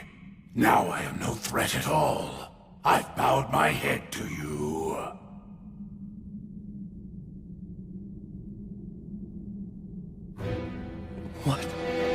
What is going on? All right, make your choice. Show me you have what it takes. Prove you can wield authority over me. Now what will it be? Are you going to choose peace? Or will you choose battle, even if it means your demise? You should be aware that I'm not a patient creature. Act now, choose quickly.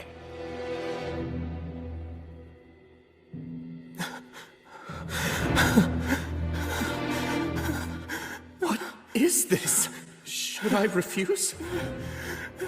No, if I do that, what should I do? What choice should I make?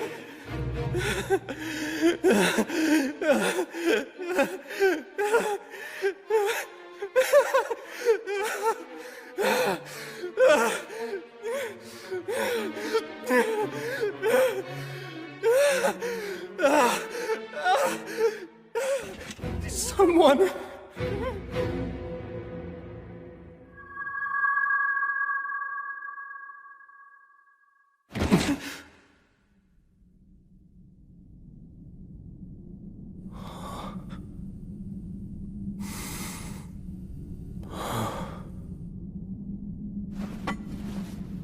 That's right.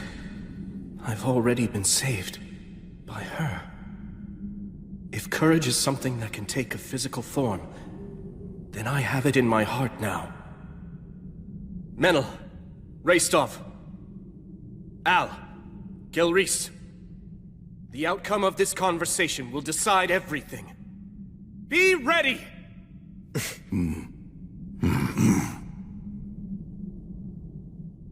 So then, have you decided? The time is upon you. You must choose, faraway paladin. Will it be peace or death? I won't choose. It's you who must decide, Valakirka. Oh? And just what is this choice? To mend your ways, or not?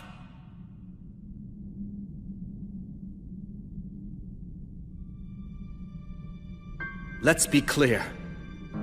The peace that you're speaking about, it's merely a limited peace between you and me. It's not specifically peace for me, or for the innocent people you mentioned before. Am I wrong? No, indeed, you're correct about that. In that case, I can only offer you one way out. Mend your ways! And just what am I supposed to improve? The extreme eagerness you show for constantly scheming and seeking conflict. If you swear to mend your ways and truly seek my patronage, I'll also take a vow. I'll swear to the Goddess of Light that I will protect you. And for as long as I live, I'll defend you from all who are hostile to you. That is how I operate. Well? Decide now! Will you choose to improve or fight? Give me your answer! Dragon!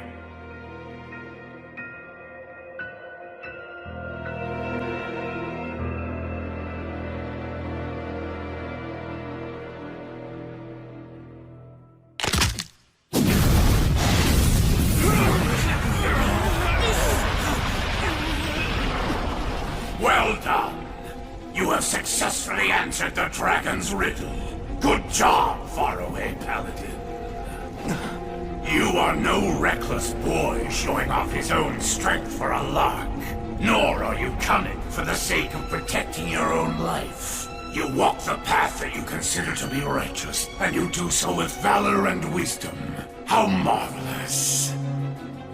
You are in every way the successor to those heroes of old. I hereby acknowledge you as the true hero that you are.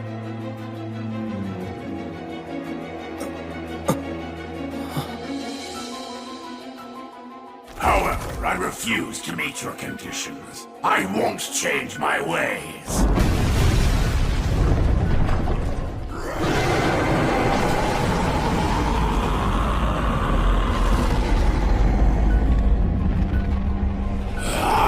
Great Valakurka! I am the Sickle of the Gods, also called Calamity's Sickle. I am the Lord of Miasma and Sulfur and Brother of the Lava. I am alive because miasma poisons and kills, and because lava is boiling hot. War, disasters, feats of valor, treasure, death, sacrificial maidens, and heroes. What would a dragon be without any of these? I am Valakurka. I'm the oldest and most powerful of dragons, feared even by the gods. I am Valakurka!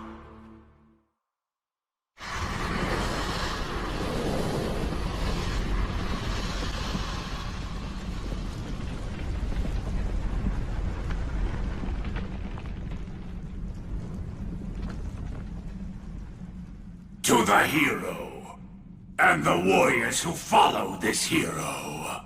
I could kill all of you right here and now, and add another page to my already terrifying history.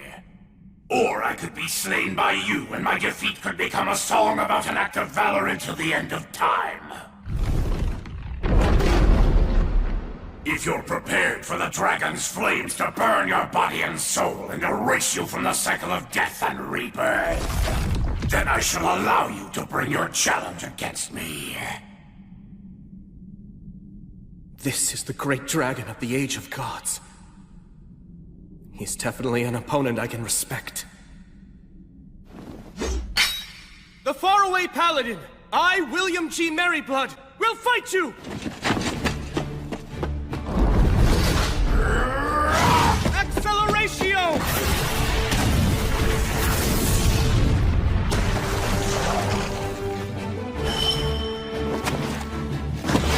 Lamina!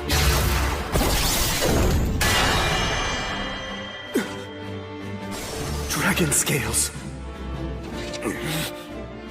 If you really do intend to fight him, you're going to want to aim for his old wounds. Dragon scales are very tough. I doubt that even blood would be able to cut through them and reach the dragon's flesh. I can't keep chasing after blood forever.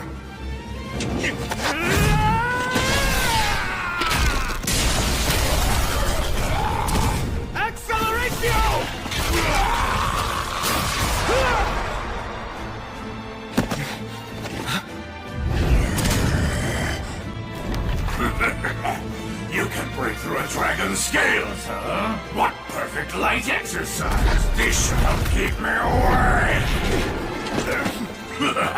Hey! Will's not the only one you're fighting!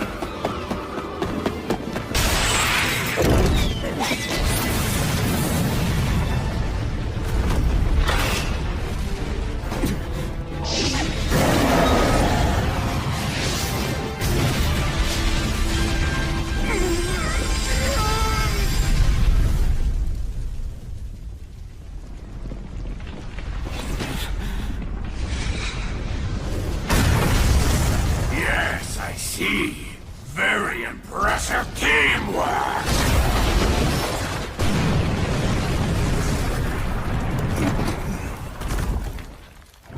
Flamo Ignis! Sylphs, oh sylphs, you maidens of the wind!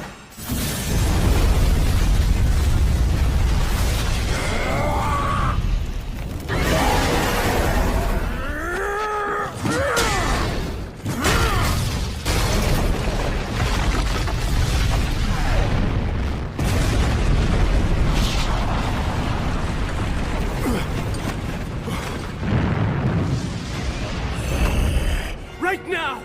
Legator! Notice! Obligatio! Conciliat Sequitur!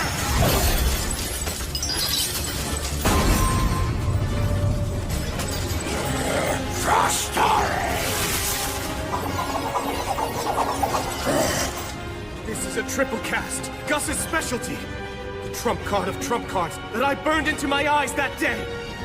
Halida Mors! Equo! Usat Fede! You'd use that in a real battle! Paperum Tavernas! Regum Cectures! Damnatio Memoriae!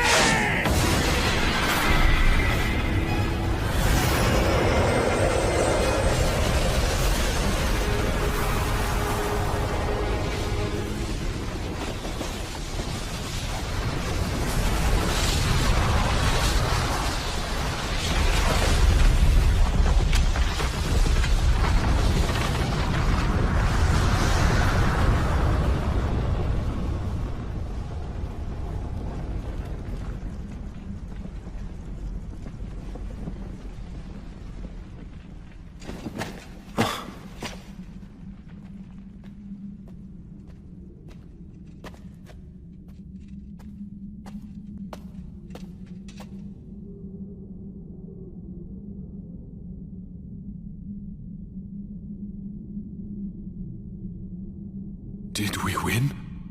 Looks like it. The moment of victory is surprisingly disappointing.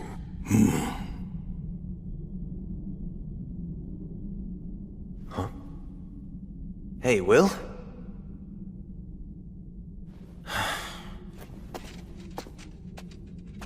The dragon's destroyed, isn't it?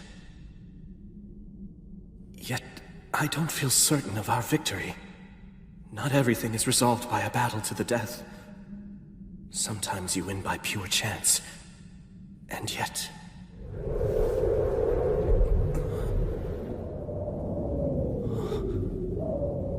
Is that wind? It's not over!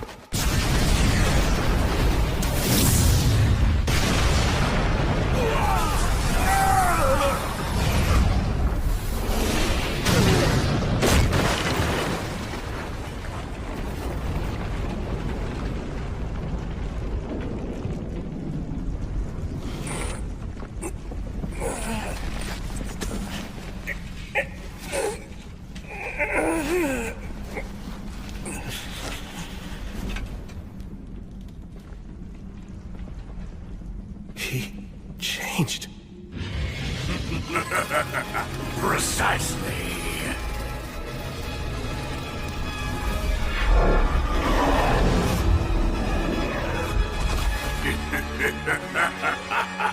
Words of transformation. Words that are so risky that humans can't even use them. Actually, that raises another point. How was a huge beast like Valakirka able to get into this underground country in the first place? So, have you caught on now? That's right! The words are all extremely well known to us dragons. Oh, I see.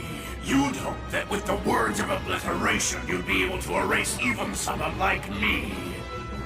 That all you needed was for your aim to be true.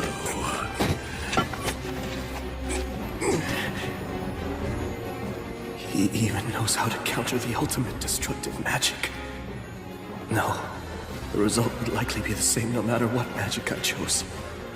This dragon has fought every kind of word on every kind of battlefield, and he's been able to defeat every last one of them. Of course he has. This is a dragon.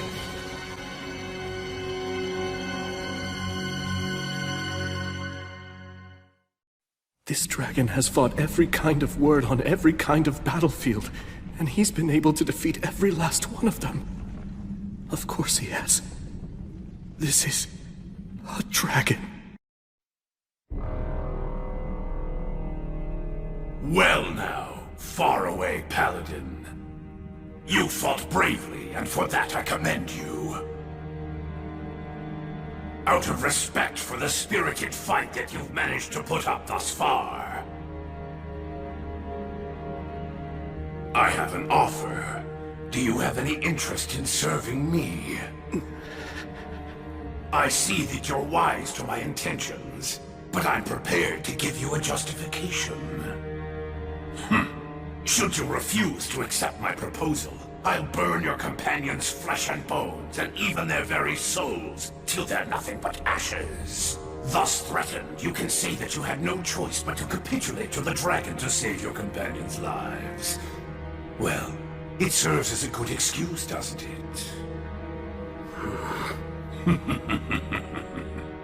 I have seen many humans with that very same look in their eyes. Even if I were to threaten to burn you to ashes, I know that you won't bend or falter. I can see that you're still trying to ensure that your companions don't suffer such a fate, while you continue to search to find a way out of this predicament. But no matter how hard you might try, all of your efforts are completely in vain. Am I wrong? Although, there actually is one single way for you to avoid giving it to me. You need only kill yourself. You're loved by the goddess of flux, aren't you? So, all you have to do is simply cut off your own head. After all, the next world awaits you, right? And the next one after that as well. And the one after that, too. And even the one after that. You have an infinite number of chances, don't you? If you wish to prevent a tragedy for your friends, simply end your life. Like tossing a game board if you can't win. You can just tell yourself, not here, not now, next time. This isn't the right moment for me to fight. No way. I won't choose that. Very well, then. To be frank, if you don't place a higher value upon your own life than that, I don't want you in my service. All right, now choose. Will you side with me?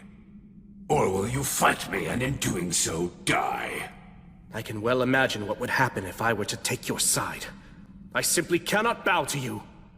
Then your companions will die. We all came here prepared for that possibility. If any of us are lost, so long as just a single one of us survives to put a blade to your throat, that will be enough. But surely you see that you have no chance at all of winning this fight. Yes, I do. If I persist, use this blade, and strike you, thousands or millions of times, I'll win this battle. Am I wrong? Maybe you could, but only after thousands or millions of miracles come to pass. It doesn't matter how many thousands, millions, or even billions it takes. If I have a chance at winning, if there's even a possibility of keeping my promise, then I'll take it. So now, you'll see how stubborn I can be. Dragon Valakirka! Speak your peace, faraway paladin. I'll slay you. Right now! I'll strike you down long before you can! Fortis Vita! Acceleratio! Cadere Uranium!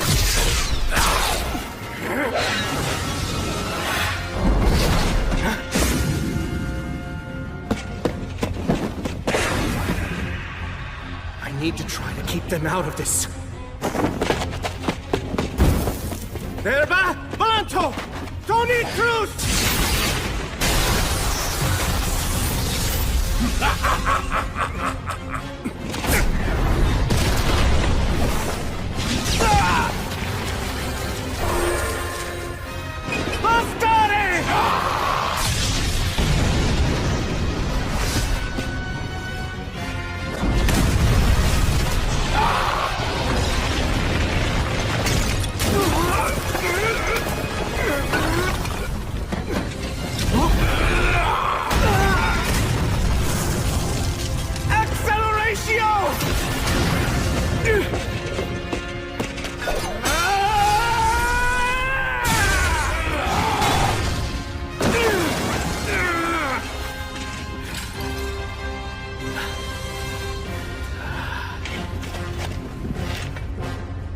Pale moon.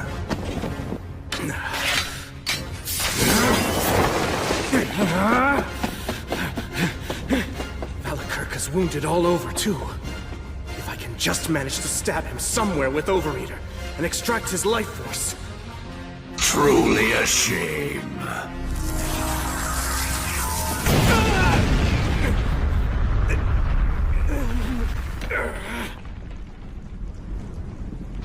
I am quite familiar with that particular demon blade. I know that it's indeed a legitimate threat to me. It's said to have been forged by the hand of a demon king in times gone by. It was created in order to confront and kill the High King, who was obsessed with swords. But despite its power, if one knows how it works, it can be defeated. Much like this.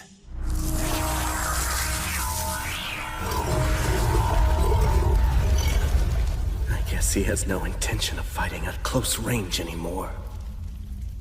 While I admit that this battle has been an entertaining experience, I have to confess that I never dreamed a mere human could make a fight as difficult as you've managed to make this one. Faraway Paladin, William G. Merryblood. My mana, it's already... And I commend you for being able to wound me as many times as you have. Were we merely taking this opportunity to test each other's skills, I might have been tempted to place a wreath of victory on your head for putting up such a tenacious fight against a dragon. Your strength genuinely rivals that of the heroes from the Age of the Gods. You are, without a doubt, a true man of power. A hero of the present age. However, this is no mere test of skill. It's a battle to the death. I won't make you suffer. At the very least, I'll allow you to die quickly! I swore an oath. I made a vow to the goddess!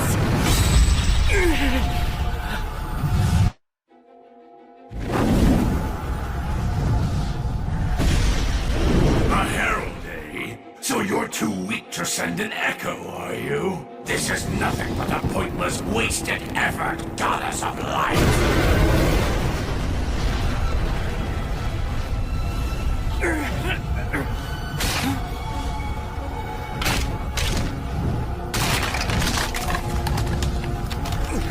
Goddess!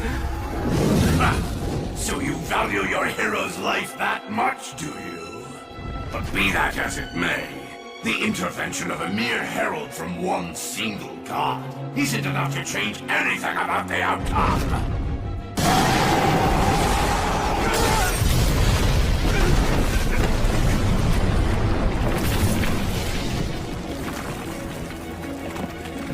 Paladin, you have proven yourself to be worthy, so I'll allow you to die by my breath. You will always remain in my memory, but as for your body and soul, I will burn it all to ash, down to the very last fiber of your being! No, I can't have that. Who goes there?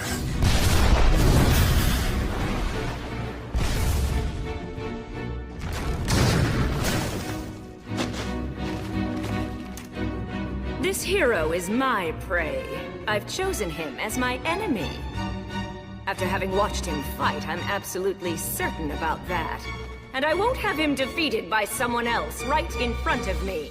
The god of the undead here? Stagnate? Well now, evil dragon Valakirka. I believe you said that the intervention of a mere herald from one single god isn't enough to change anything. And you're right. I told him that too. That's the same prediction that I gave him. I said that heroes are insufficient, even with the goddess of light helping. That's true. There's no chance of slaying a dragon like Calamity's sickle. But you know, now that I come to think about it, I didn't consider what could happen if such an intervention actually involved two gods. I wonder what would change. Would a hero have a chance of winning? I believe they'd have at least some chance, Velakirka. Well, it seems that you're as talkative as ever, God of the Undead. You and I are two of a kind. A detestable kind, that is. I feel as if we have similar tastes. But my taste is nowhere near as bad as yours. A life, a soul, only has value if it burns out in a final blaze of glory. What's the point of living forever anyway, you worldly fool? That itself is poor taste. Beautiful things should last forever. That's only natural. But you just destroy. My, what a lady killer you are, Paladin. Even in the age of the gods, I never saw the like. Just imagine, two goddesses rushing to your side when you're in peril. Wait, goddess? In the grand scheme of things, does it matter whether I'm a god or a goddess? After all, to someone who's a god, gender is only decorative. Right? Oh, come now, don't be so angry, Gez5. I mean, where's the harm in enjoying a little perk like this? What's that? Why now? Is that what you're asking me? Well, after watching such a furious battle unfold before me, I'd regret not intervening much more. You'd interfere in a fight involving the great and powerful Velakirka just for a petty reason like that? Why, you pathetic, hero-obsessed hedonist! Yes, precisely. This strange paladin, this hero who's standing before you, I think he's worth going mad for. Now then, this battle hasn't reached its conclusion just yet. So tell me, do you still have the will to keep fighting, William G. Merryblood? Come now, my foolish yet clever enemy, Paladin of the Light. Uphold your vow. Hold your conviction steadfastly in your heart. You said before that you'd fight until the moment you fell over dead. Surely that wasn't a lie, was it? Guess I have no choice. I can't get out of this, huh? Velakirka! What is it? Remember what I said? I'm very stubborn. Indeed, you are incredibly stubborn. Was it this persistence of yours that made the gods finally take action? I admit, you're truly a hero. Very well then. It seems that the gods have given you their utmost blessings and protection, allowing a mere man to stand as an equal to a dragon. And burning even a hero who's lauded by the gods is what makes me a dragon!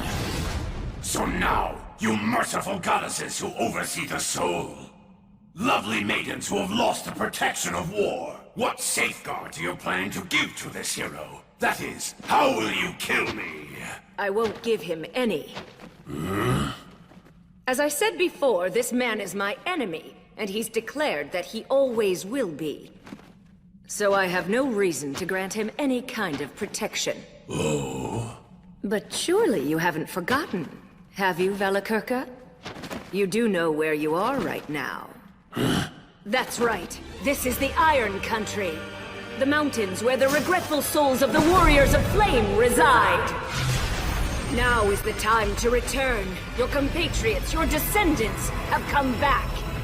They've brought one who is undeniably a hero, so that he may defeat the demons, challenge the dragon, and take back the mountains that were once called home.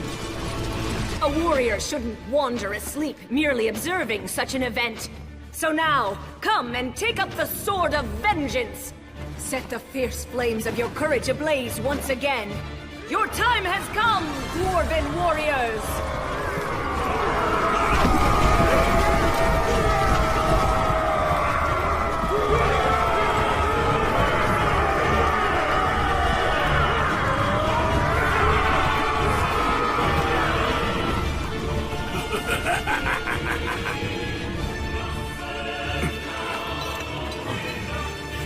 You guys haven't all become undead, have you? Relax. We're all still alive. That's right. As you see. We did cut it pretty close, though. That solo battle of yours kept the dragon distracted for a while. Then, with the protection of our ancestral god. Well, it took a while since I'm not used to it, but I healed us all. I see. Al, remember when you were fighting against that demon? You were in the divine protection of Blaze, the god of fire. Indeed. Sir William, what is all this? They're our allies. Reinforcements we can rely on.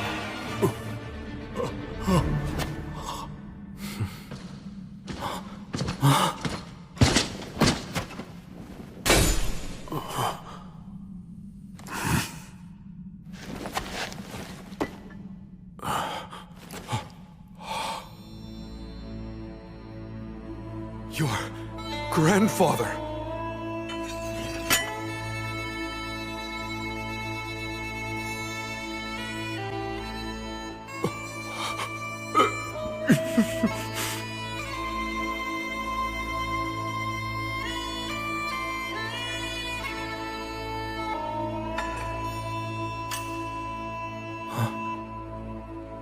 Hold on. Shouldn't you give that to Al?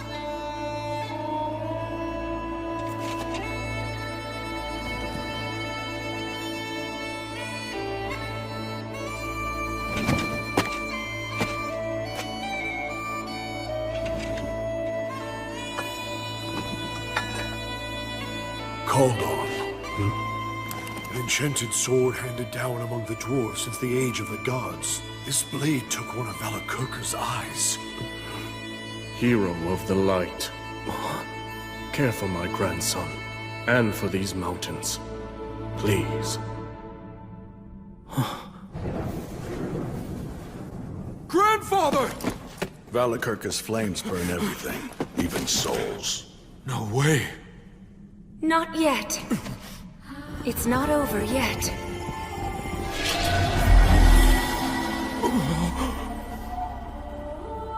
Goddess, you... Hear me, all of you who cannot preserve your souls.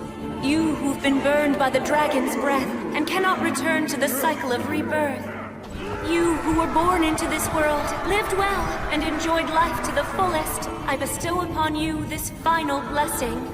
If, even in death, even after your souls have perished, you still wish to pursue what is good and right, I shall guide you. Standing before you are the heroes of the present day. Gather within them!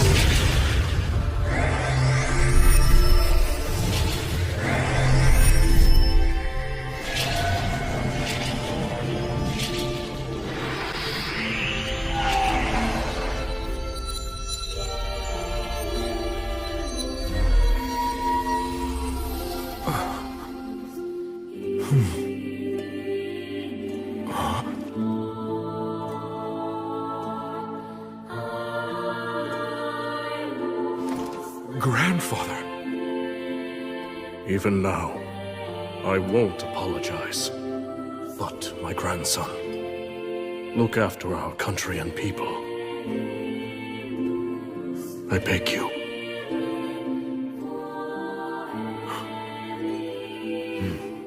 I will. You can count on me.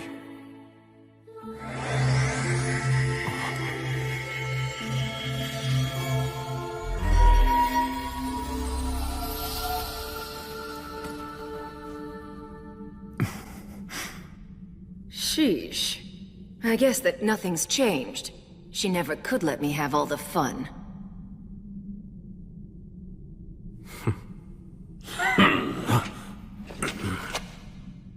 It seems that you're finally ready, faraway paladin.